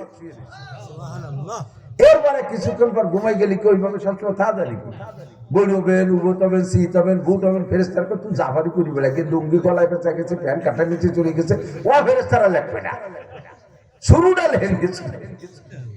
আবার শোয়ার থেকে উঠে সুন্দরভাবে কাপড় চোপড় টান টান করে দোয়াটা পড়বেন, আলহামদুলিল্লাহিল্লাযী আহইয়ানা বাদামা আমাতানা ওয়া ইলাইহিন নুশুর। খালি ইবাদত। আরে একটু হিসাব করলে, একটু খেয়াল করলে কি ইবাদত ছাড়া তুমি দেখি না। খানা খাবেন ইবাদত, পায়খানা ইবাদত, স্ত্রীর কাছে যাবেন, রাতভর স্ত্রী নিয়ে আনন্দ করবেন। হাদিসে আসছে স্বামী স্ত্রী যখন বাচ্চাদেরকে আলাদা করে দিয়া নির্জন কক্ষে যাই একে অপরের দিকে চেহারার দিকে তাকায়, বয়সী হোক আর অল্প বয়সী হোক, স্বামী স্ত্রী নির্জন হওয়ার পরে আল্লাহ পাক ভিতরে হালাত পরিবর্তন করে দেয়। একে অপরের চেহারার দিকে তাকাইলে তাকায় মুস্কি মুস্কি হাসাহাসি করে দুইজনে। এবার যায় সর্বপ্রথম হাতে হাত দিয়ে মুসাফা করবেন স্বামী স্ত্রী। আগে হাতে হাত দেবেন, অন্য জায়গা না, হাত দিয়ে মুসাফা করে একটা ঝাঁকি দেবেন, হাতের থেকে সগীরা গুনাহ ঝরে পড়ে যাবে। এরপরে স্বামী স্ত্রী মোহাম্মতের সাথে কোলাকুলি করবেন। যখন কোলাকুলিতে দুইজন গলা জড়িয়ে ধরবেন, যে বয়স বুড়ো বলে লজ্জাতে আর কুটি কুটি হয়ে যাচ্ছে, বুঝতেছে না কিছু। আমরা তো কোলাকুলি যখন করবেন, দুনিয়ার কত জায়গা কোলাকুলি করবেন, স্বামী স্ত্রী কোলাকুলি যখন করবেন, তখন রহমতের ফেরেশতাদেরকে আল্লাহ বলে ওই দুইজনের নূরের পর্দাতে ঘিরে দাও। আর ওই দুইজন ওই হালাতে ফজর পর্যন্ত যা করে না করে তোরা ফিরেও তাকাবি না। আর একদিক ফিরে দুইজনের আমল নামায় সারা রাত নফল নামাজ লিখবি। বউ নিয়ে আনন্দ করবা, নফল নামাজের নেকি। শর্ত হলো ঈশার নামাজ জামাতে পড়া, আবার ফজরের নামাজ জামাতে পড়ার নিয়ত করে রাত্রে আনন্দ করবেন, এটাও আপনার আমলনামায় নেকি। স্বামী স্ত্রী মিলনের আগে একটা দোয়া পড়বেন, আল্লাহুম্মা জান্নিবনা শায়াতিন ওয়া জান্নিবিশ শায়াতিনা ফীমা রাযাকতানা। মানুষের যখন স্বামী স্ত্রী মিলনে যায় তখন বদমাশ জিনও তার সাথে স্ত্রীর সাথে, স্বামীর পক্ষে স্বামীর সাথে স্ত্রীর সাথে মিলন করে। ওই মিলনের ভিতর দিয়ে যদি শয়তান প্রাধান্য পায়, শয়তান যদি প্রাধান্যতা পেয়ে যায়, আপনি যদি দোয়া কালাম না পড়েন, তাহলে আপনার যে সন্তান আসতেছে গর্ভে, ওই সন্তানের উপরে শয়তানের প্রভাব বিস্তার করে। আস্তে আস্তে সন্তানটাও নাশেজ হয়ে যায়, শয়তানি করতে শুরু করে, সেও শয়তান মার্কা হয়ে যায়। এই জন্য নবীর পাক দোয়া শিখাই দিয়েছে, ওই জায়গায় পড়বা আল্লাহুম্মা জান্নিবনা শায়াতিন, আল্লাহ আমাদেরকে শয়তানের জান্নিবনা শায়াতিন ওয়া জান্নিবিশ শায়াতিনা ফীমা রাযাকতানা, আমাদেরকে শয়তান থেকে বাঁচাও, আর আমাদের যে সন্তান দিতে যাচ্ছ সন্তানটারও শয়তানের প্রভাব থেকে বাঁচাও। এই জায়গা আপনার বস্তা ভরা নেকি। ধান কাটবেন, মাঠে যে বিসমিল্লাহকে শুরু করবেন, আলহামদুলিল্লাহ বলে কাটা শেষ করে চলে আসবেন। পুরো ধান কাটাটা ইবাদত হবে, পুরো ধান কাটা ইবাদত হবে। ও যুবক, স্কুল কলেজ ইউনিভার্সিটিতে পড়ো, তোমার ওই কাজগুলো ইবাদত হবে। পড়ালেখা প্রত্যেকটা হরফে হরফে নেকি পাইবা। আমার বানানো কথা না, আমি যুক্তিবাদী যুক্তি দিয়ে বলছি তা না। বিশ্ব নবী বলেন কাম্মিন আমালিন ইউতাসাওয়ারু বিসূরাতিল আমালিদ দুনিয়া সুম্মা ইয়াসিরু মিন আমালিল আখিরাহ বিহুসনিন নিয়াত। অনেক কাজ দেখতে দুনিয়ার কাজ মনে হয়, নিছক দুনিয়া, এর মধ্যে কোনো সন্দেহ নাই। একটু বুঝেন, কেউ কি আইএ পাস করে আখিরাতে জান্নাতে যাওয়ার আশায়? বুঝে নাই? কোন হাদিসে আসছে যে ব্যক্তি আইএ পাস করবে কবরে জান্নাত, বিএ পাস করলে জান্নাতে আমলনামা, এমএ পাস করলে বিদ্যুৎ গতিতে ফুলসিরাত পার, বিসিএস পাস করলে বিনা হিসাবে জান্নাতি। আছে কোনো জায়গা? এই পাসগুলো কি জন্য করি? দুনিয়া কামার জন্য। যে যত বেশি সার্টিফিকেট কামাই করি, দুনিয়া তত বেশি কামাই করব, সেই আশায় জেনারেল পড়াশোনা করি। নবী পাক বলেন তোমার এই জেনারেল পড়াশোনা নিছক দুনিয়া, এইটা আখিরাতে পরিণত হবে। প্রত্যেকটা অক্ষরে অক্ষরে, স্বরে অস্বরে, ক খ গ ঘ এ বি সি ডি যা পড়বা, প্রত্যেকটা হরফে হরফে তোমার একটা করে নেকি দেয়া হবে। সিস্টেমটা হলো, ওর পিছনে তুমি সুন্দর একটা নিয়ত রাখো, ইন্নামাল আমালু বিন্নিয়াত। তুমি নিয়ত রাখো, আল্লাহ যদি আমাকে ভালো ইংলিশম্যান বানায়, আমি ইংল্যান্ডে যাব, পশ্চিম দেশে যাব, যে দেশের মানুষের ভাষা ইংলিশ, তাদেরকে আমি কলেমার দাওয়াত দেব, ইসলামের দাওয়াত দেব ইংরেজি ভাষা দিয়া। এই জন্য আমি ইংলিশ শিখি। আমি যদি বড় অফিসার হতে পারি, তাহলে আমার অফিসটাকে ঘুষ মুক্ত, দুর্নীতি মুক্ত করব। আমি যদি ডিসি হতে পারি, বিসিএস পাসটা করলে তো ডিসি হতে পারবো না। আমি ডিসি হতে পারলে আমার ডিস্ট্রিক্টটাকে ঘুষ মুক্ত করব। টিওনো হতে পারলে থানাটাকে ঘুষ মুক্ত করব। এসপি হতে পারলে আমি পুলিশ লাইন পড়ো, আমার লাইনের সব সাধারণ পুলিশদেরকে আমি নামাজি বানাবো। আমার একজন এসপি যা পারবে, আমার মতো 100 হুজুর আজ করে পারবে না। তা কথা না, কারণ এসপি স্যারের কথা লাইনের সব পুলিশ মানতে বাধ্য, আর এসপি হইতে জেনারেল পড়া লাগবে। কাজেই তুমি জেনারেল পড়ো, নিয়ত রাখো যদি আমি এসপি হতে পারি, একটা লাইন ধরে আমি নামাজি বানানোর চেষ্টা করব। তাহলে সারা জীবন ভরে যা জেনারেল পড়বা সব তোমার ইবাদত হয়ে যাবে। পক্ষান্তরে হুজুর বলেন ওয়াকামিন আমালিন ইউতাসাওয়ারু বিসূরাতিল আমালিল আখিরাহ সুম্মা ইয়াসিরু মিন আমালিদ দুনিয়া বিসুইন নিয়াত। উদাহরণস্বরূপ দুনিয়া তিনটে বলছি, এভাবে ওদিকে আগাইতে থাকেন। পক্ষান্তরে হুজুর বলেন অনেক কাজ দেখতে আখিরাতের কাজ, অনেক কাজ দেখতে নেকির কাজ, কিন্তু পিছনের নিয়ত খারাপ থাকার কারণে ওই কাজটা নেকি, ওই কাজ থেকে নেকি পাওয়া যাবে না, ওটা সম্পূর্ণ দুনিয়ায় পরিণত হবে। মসজিদ বানাই দিয়া দুনিয়া না আখিরাতের কাজ? কথা কয় না? মসজিদ বানাই দিয়ে দুনিয়ার কাজ না আখিরাতের কাজ? যদি বানাই দিয়ে ওর গায়ে নিজেকে কয়বার বেটার নাম লিখে একটা নেম প্লেট লাগাই দেন, একটা সাইনবোর্ড লাগাই দেন অমুকের সৌজন্যে, এই সৌজন্যে লেখার সাথে সাথে মসজিদে আরবিটারা নামাজ পড়ে বেসতে যাবে। তোমরা কয়বার বেটা মসজিদ বানাই দিয়ে 5 পাইও পাবা না। 10,000 20,000 টাকা দিয়ে অপেক্ষা থেকে আমার নামে মারহাবা তো ব্রিজ কারবার একটা বানাইয়া সে জায়গা নিজেকে কয়বার বেটার নাম, ঈদগাহ দান করে সে জায়গা নিজেকে কয়বার বেটার নাম, মসজিদে কয়টা ফ্যান টানায় দিয়া তার তলে সৌজন্যে লিখে দিয়েছে সৌজন্য অমুক। এই যে একটু পোস্টার করে, আমি তো দেখি না আজকের পোস্টারের কি হালাত। একটু পোস্টার যদি মাহফিলের জন্য কেউ করে দেয়, আল্লাহ তাআলা ওরে ডেকে জিজ্ঞেস করে, এই তুই পোস্টার করছিলি কেন? কয় জানলাম। জানো না কি জন্য করছিলাম? আমার এই পোস্টার মানুষের কাছে পৌঁছাবে, খবর পাইয়ে অশুনতে আসবে, আর অশুনে হৃদায়ত পাবে, সেই নেকির আশায়। আল্লাহ সাথে নিয়েটা তো সেদিক তো ভালোই কইলে, কিন্তু নিচে যে সৌজন্যে নানটু সৌজন্যে লিখলে কেন? সৌটুক লিখলে কেন? এই সৌজন্য লেখছো মানে তোমার প্রশংসা করবে মানুষে, মানুষে দেখবে বাবা নানটু 30,000 টাকা যে পোস্টার করে দিচ্ছে, এই প্রশংসা করবে সেই লোভে। অপ্রশংসা করা হয়ে গেছে, খালি হাতে উত্তর পাড়া যাও, দেখো ওই দিন যাও। সাবধান। এই জন্য ইন্নামাল আমালু বিন্নিয়াত।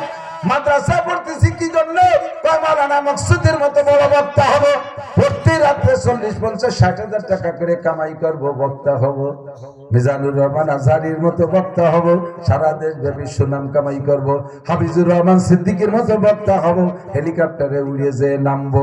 এই জন্য ওই কণ্ঠ নকল করে ওয়াজ করা শুরু করছে। দেখেন ইদানি কণ্ঠ নকল কি বিভিন্ন ব্র্যান্ডের ওয়াজ, Ayubi brand, Siddiqui brand, Ansari brand, Sarmunai brand, ব্র্যান্ডে ওয়াজ।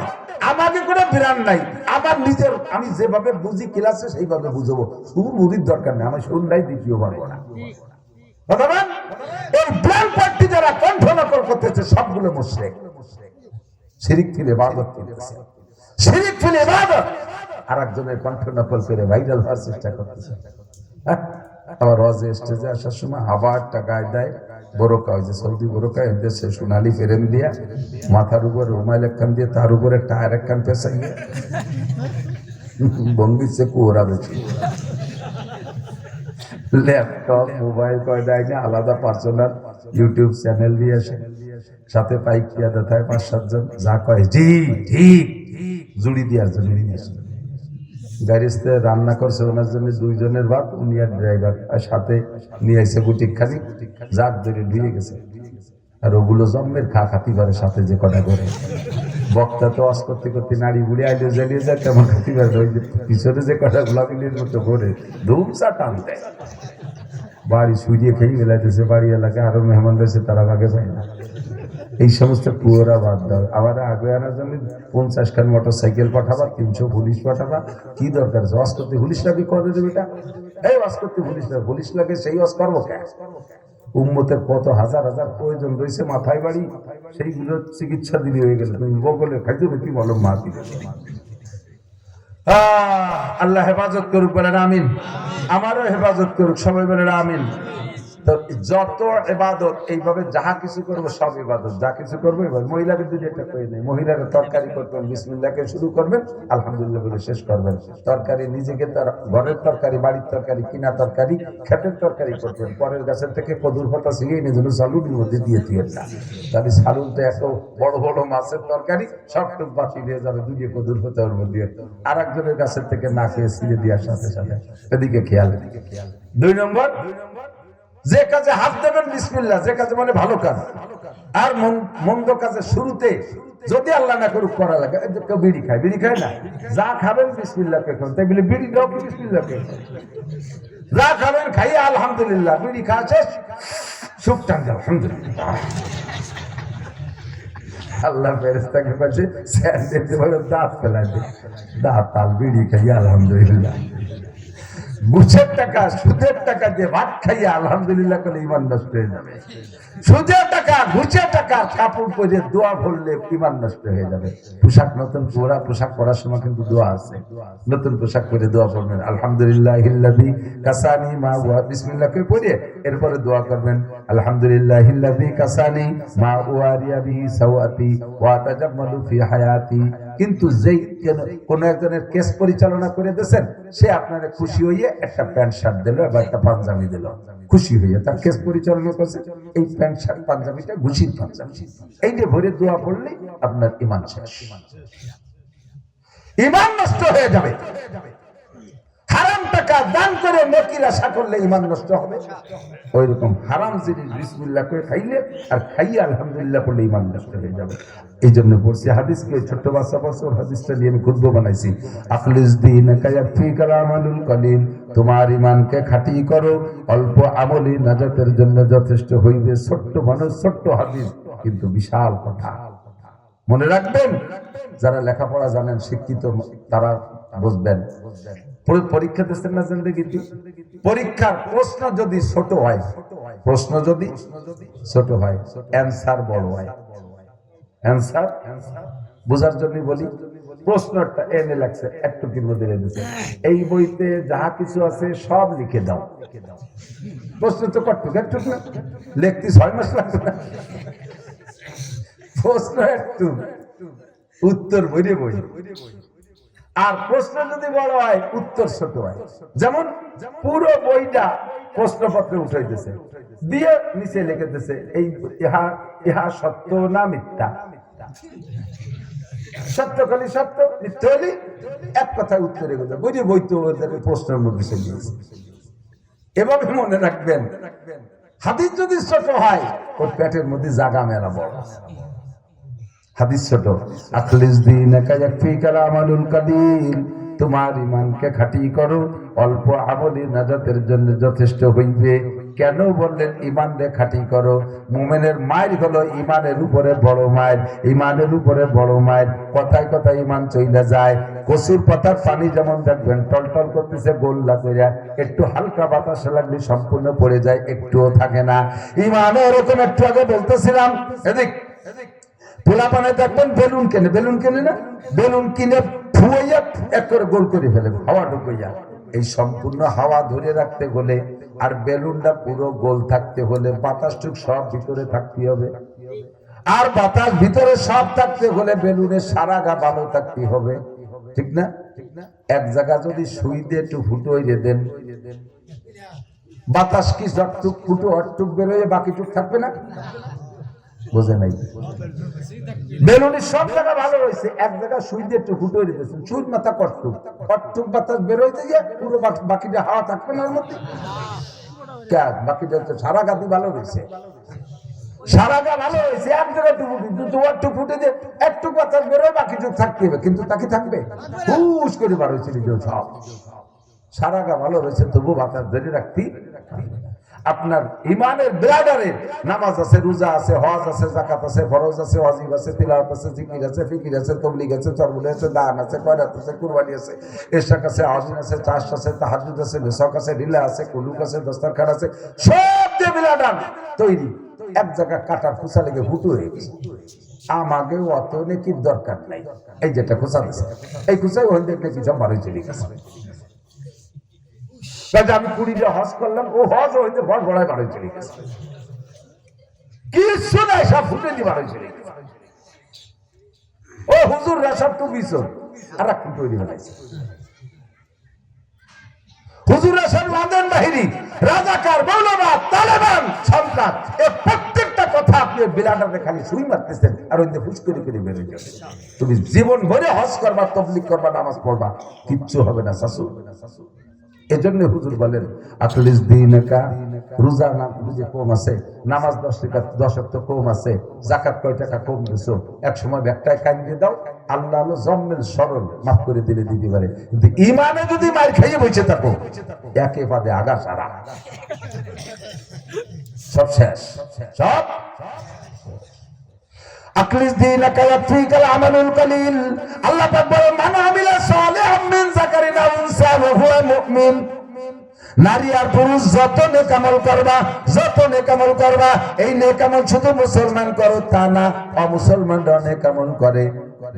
দান করার নেক আমল, সত্য কথা বলার নেক আমল, ওয়াদা ঠিক রাখার নেক আমল, কথা বল, গরিব দুঃখীরে খাতি দেওয়া নেক আমল, বস্ত্রহীনরে বস্ত্র দেওয়া নেক আমল, মসজিদি দান খয়রাত মুসলমানরা না, অমুসলমানরাও দান করে, এগুলো নেক আমল, সত্য কথা বলা নেক আমল, ইত্যাদি ইত্যাদি নেক আমল মুসলমান অমুসলমান সবাই করে।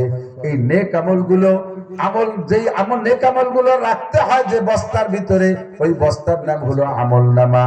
এবার আপনি বস্তার মধ্যে মাল রাখছেন, যদি বস্তার তলায় সেলাই না থাকে, বস্তার তলায় যদি সেলাই না থাকে, রাখবো আর ধান ঢুকাইলেও বস্তা ভরতে পারবেন না। কতক্ষণ? বস্তা ভরতে হলে বস্তার তলায় সেলাই দিতে হবে। আল্লাহ পাক বলেন মান আমিলা সালিহাম মিন যাকারিন আও উনসা ওয়া হুয়া মুমিন। নারী আর পুরুষ, সারা দুনিয়ার নারী আর পুরুষ যত আমল করবা, নেক আমল করবা, এইগুলোতে বস্তা ভরবা। বস্তার নাম হলো আমলনামা। বস্তার নাম কি? আমলনামা। এই আমলনামার বস্তার তলে সেলাই না থাকলে তোমার সারা জীবন ভরে ঢুকবা, কোনোদিন বস্তা ভরবে না। হিন্দুরা নেক আমল করে, বস্তার তলে সেলাই নাই।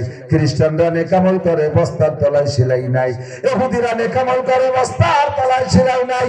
মুমিনরা নেক আমল করে, বস্তার তলায় সেলাই আছে।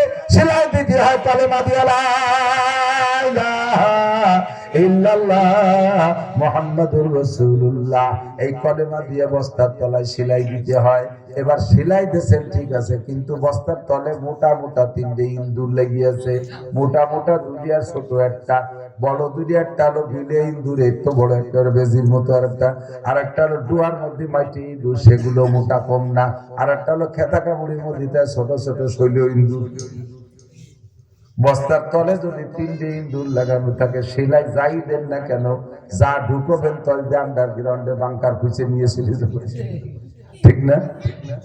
এই জন্য আই বেরাদার দফে আউয়াল মুশকুন, আই বেরাদার দফে আউয়াল মুশকুন, বাদা জাদার কি সে গন্ধম নুশকুন। ও ভাই, বস্তার মধ্যে গম ঢুকাইতেছো ঠিক আছে, আগে বস্তার তলে সেলাই আছে নাকি দেখো। 2 নম্বরে সেলাই দেওয়ার পরে বস্তার তলে ইঁদুর লাগা আছে নাকি।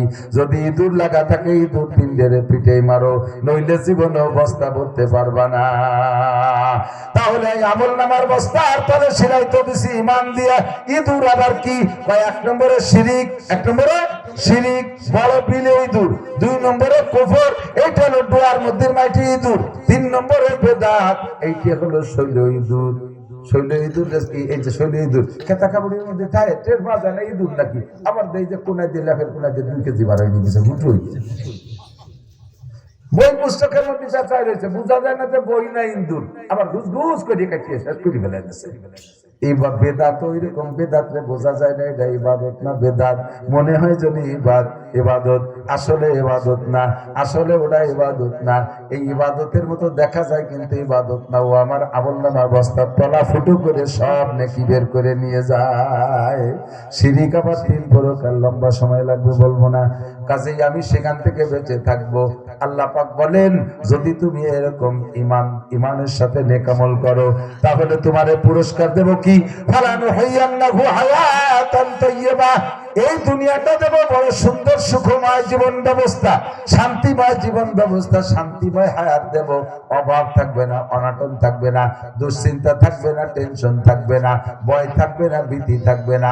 আমার দিক তাকান, মানব জীবনের সুখ মাত্র 2 জিনিসের মধ্যে। কয় জিনিস? 2টা জিনিসের মধ্যে সুখ। 1 নম্বরে পর্যাপ্ত রিজিকের ব্যবস্থা, এক ক্রয় ক্ষমতার ভিতরে সমস্ত মাল থাকবে। আমার ক্রয় ক্ষমতা আছে আর মালামালও অ্যাভেলেবেল আছে বাজারে, এইটার নাম হলো রিজিক। শুধু রিজিক মানে ধান চাল না, অল এভরিথিং, যা কিছু দরকার এর নাম হলো রিজিক। এইটা যদি পর্যাপ্ত থাকে 1 নম্বর। 2 নম্বরে সব আছে কিন্তু জানমালের নিরাপত্তা নাই, তাও শান্তি না। আমার জানমালের নিরাপত্তা যদি থাকে তাহলে পূর্ণ শান্তি। আল্লাহ পাক বলেন, তোমার রিজিক এবং জানমালের নিরাপত্তা যদি পাইতে হয়, ফালইয়াবুদু রাব্ব হাযাল বাইত আল্লাযী আতামাহুম মিন জু'ইন ওয়া আমানাহুম মিন খাউফ। তাহলে এই ঘরের রবের ইবাদত করো। এই ঘর মসজিদের জায়গা নাকি? এই ঘরের রবের ইবাদত করো, কাবার রবের ইবাদত করো, মসজিদের রবের ইবাদত করো। এ মুসলমান, তাহলে আল্লাহ পাক তোমাকে 2টা জিনিস দেবে। তোমার জন্য রিজিকের পর্যাপ্ত ব্যবস্থা করবে। আল্লাযী আতামাহুম মিন জু' ওয়া আমানাহুম মিন খাউফ, নিরাপদ বসবাসের ব্যবস্থা করবে। কোটি টাকা ঘরে রেখে দরজা খুলে শুয়ে থাকবা, রাতের বেলা কেউ শালাদুলো বাই কইয়া এসে আক্রমণ করবে না। সুন্দরী মহিলা 10 কিলোমিটার ফাঁকা রাস্তা দিয়ে হেঁটে যাবে, কোন যুবক তার দিকে চোখ উঠায় তাকাইতে পারবে না, কোন যুবক থেকে উত্তপ্ত করতে পারবে না। কারণ তার ভিতরে তার আল্লাহর ইবাদত করার কারণে, আল্লাহর ইবাদত করার কারণে তার ঈমানটা পরিষ্কার আছে, তার ভিতরে আল্লাহর ভয় আছে। ওই মেয়েটার সাথে কথা বললে আল্লাহ আমাকে ধরে বসবে, এই ভয়ে তার সাথে বাজে কথা বলবে না। চুরি হবে না, ডাকাতি হবে না, খুনাখুনি হবে না, মারামারি হবে না, পুলিশ লাগবে না, দারোগা লাগবে না, র্যাব লাগবে না, কুমরা লাগবে না, কোর্ট কাছারি কিছুই থাকবে না। মানুষ সুখের সাথে জীবন যাপন করবে। শর্ত হলো নেক আমল করবা ঈমানের সাথে। আর এই ঘরের রবের ইবাদত করো, তোমাকে সব সুখ শান্তির ব্যবস্থা তিনি করে দিবে। এইটা আমরা জীবন ভরে বাস করি, আপনারা শুনতেছেন, পদ্ধতিতে মোটে আনতে পারতেছি না। এর কারণ হলো আমাদের, এর কারণ হলো প্রত্যেকটা কাজের জন্য পিছনে একটা শাসন ব্যবস্থা থাকতে হয়। সে চিজ ফায়দার নামানাত সে চিজ, তিনটা জিনিস, তিন জিনিস ছাড়া স্থায়ী হয় না। এক নম্বরে মুলুক সিয়াসাত, রাষ্ট্র কঠোর বিচার ব্যবস্থা না থাকলে, শাসন কড়াকড়ি না থাকলে রাষ্ট্র টেকে না। কড়া শাসন ব্যবস্থা না থাকলে রাষ্ট্র টেকে না। মাল বেতিজারত, টাকা ব্যবসা বাণিজ্যের মাধ্যমে না রানিং না রাখলে এটাও বেশি দিন থাকে না। গচ্ছিত টাকা কয়েকদিন থাকে, কেনাকাটা করতে করতে খাইতে খাইতে শেষ হয়ে যায়। 3 নম্বরে এলেম বেবাহাস, এলেম শিখছে, এটা আলোচনা পর্যালোচনা থাকলে তাকে তা টেকে না। এই তিনটে জিনিস, তিন জিনিস ছাড়া টেকে না। রাষ্ট্র টিকাইতে হলে লাগবে কড়া শাসন। কড়া শাসন করতে যাইয়া সরকার পিছনে বহু কিছু করেছে। আর্মি, সেনাবাহিনী, বিমান বাহিনী, নৌবাহিনী, পুলিশ, বিডিআর, র্যাব, কুমরা, আনসার, শহীদার, দফাদার, কত কিছু বানাইছে, কিন্তু কোনটা যে রাষ্ট্রকে সুন্দর সুখ দিতে পারে নাই। কথা কোন ঠিক কি ঠিক না? কারণ সুখ দেবে যে কমান্ডারই যারা করবে, নেতৃত্ব যারা দেবে, তারাই নিজেই যদি হয় দুর্নীতিবাজ, তাহলে তার কথা কে শুনবে? যাকে ব্যবহার করতেছে সুখের জন্য, তারাও দুর্নীতিবাজ। এই জন্য শাসন ব্যবস্থা সুন্দর হইতে হবে। আল্লাহর কাছে দোয়া করেন, আল্লাহর কাছে দোয়া করেন একটা হক ধর্মীয় দল, হক ধর্মীয় দল। আমরা হুজুররা সবই হক, যে যখন স্টেজে আসে, আপনাদের পাবলিকের কোনো দোষ না, বিলকুল কোনো দোষ না। কিয়ামতের ময়দানে আপনারা আমাদের কথা শুনে জান্নাতে চলে যাবেন। আমার মতো মৌলবীকে গুগু মুড়া দিয়ে, পিঠ মুড়া দিয়ে জাহান্নামে লাইচতি নেবে। এত বড় সুযোগ পাইয়া এবারও মৌলবীরা, হক মৌলবীরা এক প্ল্যাটফর্মে আসতে পারলো না। এবার প্রত্যেকে যাদের হক্কা নিয়ে জাহের করে, মাইকে, ফেসবুকে, ইউটিউবে, মিডিয়ায়, আমরাই হক, ওরা বাতিল, ওরা ধোঁকাবাজি করছে, ওরা আমাদের সাথে সেটারি করছে, বাটপারি করছে। এ যা করাকরি করতেছে সবই মৌলবীরা করতেছে। আপনারা পাবলিকরা অপেক্ষায় ছিলেন, এবার যদি হক্কানি ওরামাই কেরামে এক প্ল্যাটফর্মে আসে, জীবনে একটা আমানতের ভোট এবার পরাণ ভরে দেব। কথা বল ঠিক ঠিক না? এই আশায় ছিলেন, আমরাই এবার গুছাতে পারলাম না। একই সাথে ইসলামী আন্দোলনের প্রার্থী, পাশাপাশি আবার খেলাফত মজলিসের প্রার্থী, একই জায়গায় ইসলামী আন্দোলন, শিরা ইসলামী দল, সাথে সাথে আবার জামাত ইসলাম ও ইসলামী দল। পাবলিক তো অত ভিতরে ডুবোই, খুঁজে বের করতে পারে না, আতায় পরিষ্কার করতে পারে না কোনটা আসল কোনটা নকল। এখন বলার উপায় নাই। আপনাকে সবাই নিয়ে দোয়া করি, আল্লাহ যেই দল ধর্মের নামে সিটারি করে দেশের ক্ষমতা হাতে নিতে চাইবে, ধর্মের নামে ধোঁকা দিয়া উপরে ধর্ম দেখাইয়া ভিতরে অধর্ম পেট ভরে রাইখা, আল্লাহ যে দল ধোঁকা দিয়ে জনগণের ভোট নিয়ে ক্ষমতায় যাইতে চাইবে, ওই দলের হাত থেকে তুমি দেশকে রক্ষা করো। শহীদ যারা সহি কোরআন হাদিস নিয়ে আসবে, যা বলবে তাই আমল করবে, কোরআন হাদিসে যা আছে শতভাগ শরীয়তের বিধান বাস্তবায়ন করবে বলে যারা আসবে, যারা এই প্রতিশ্রুতি দিচ্ছে, আল্লাহ তারা যদি পেটের মধ্যে এরকম পরিষ্কার থাকে, এমন দলটারে তুমি আমাদের জন্য ক্ষমতায় পৌঁছাইয়া দাও। আল্লাহ কবুল করুন, বলেন আমিন। ভাষাগত ত্রুটি বিচ্যুতি মার্জনে আর পারতেছি না, কোমরে কুল হচ্ছে না, মাজা ব্যথা, পিঠ ব্যথা, গাল ব্যথা, কি দিয়ে লাগছে সন্ধ্যের সময় অনেক খাতি বললাম না। আল্লাহুম্মা সাল্লি আলা মুহাম্মাদিন ওয়া আলা আলি সাইয়্যিদিনা মুহাম্মাদি ওয়া বারিক ওয়া সাল্লিম।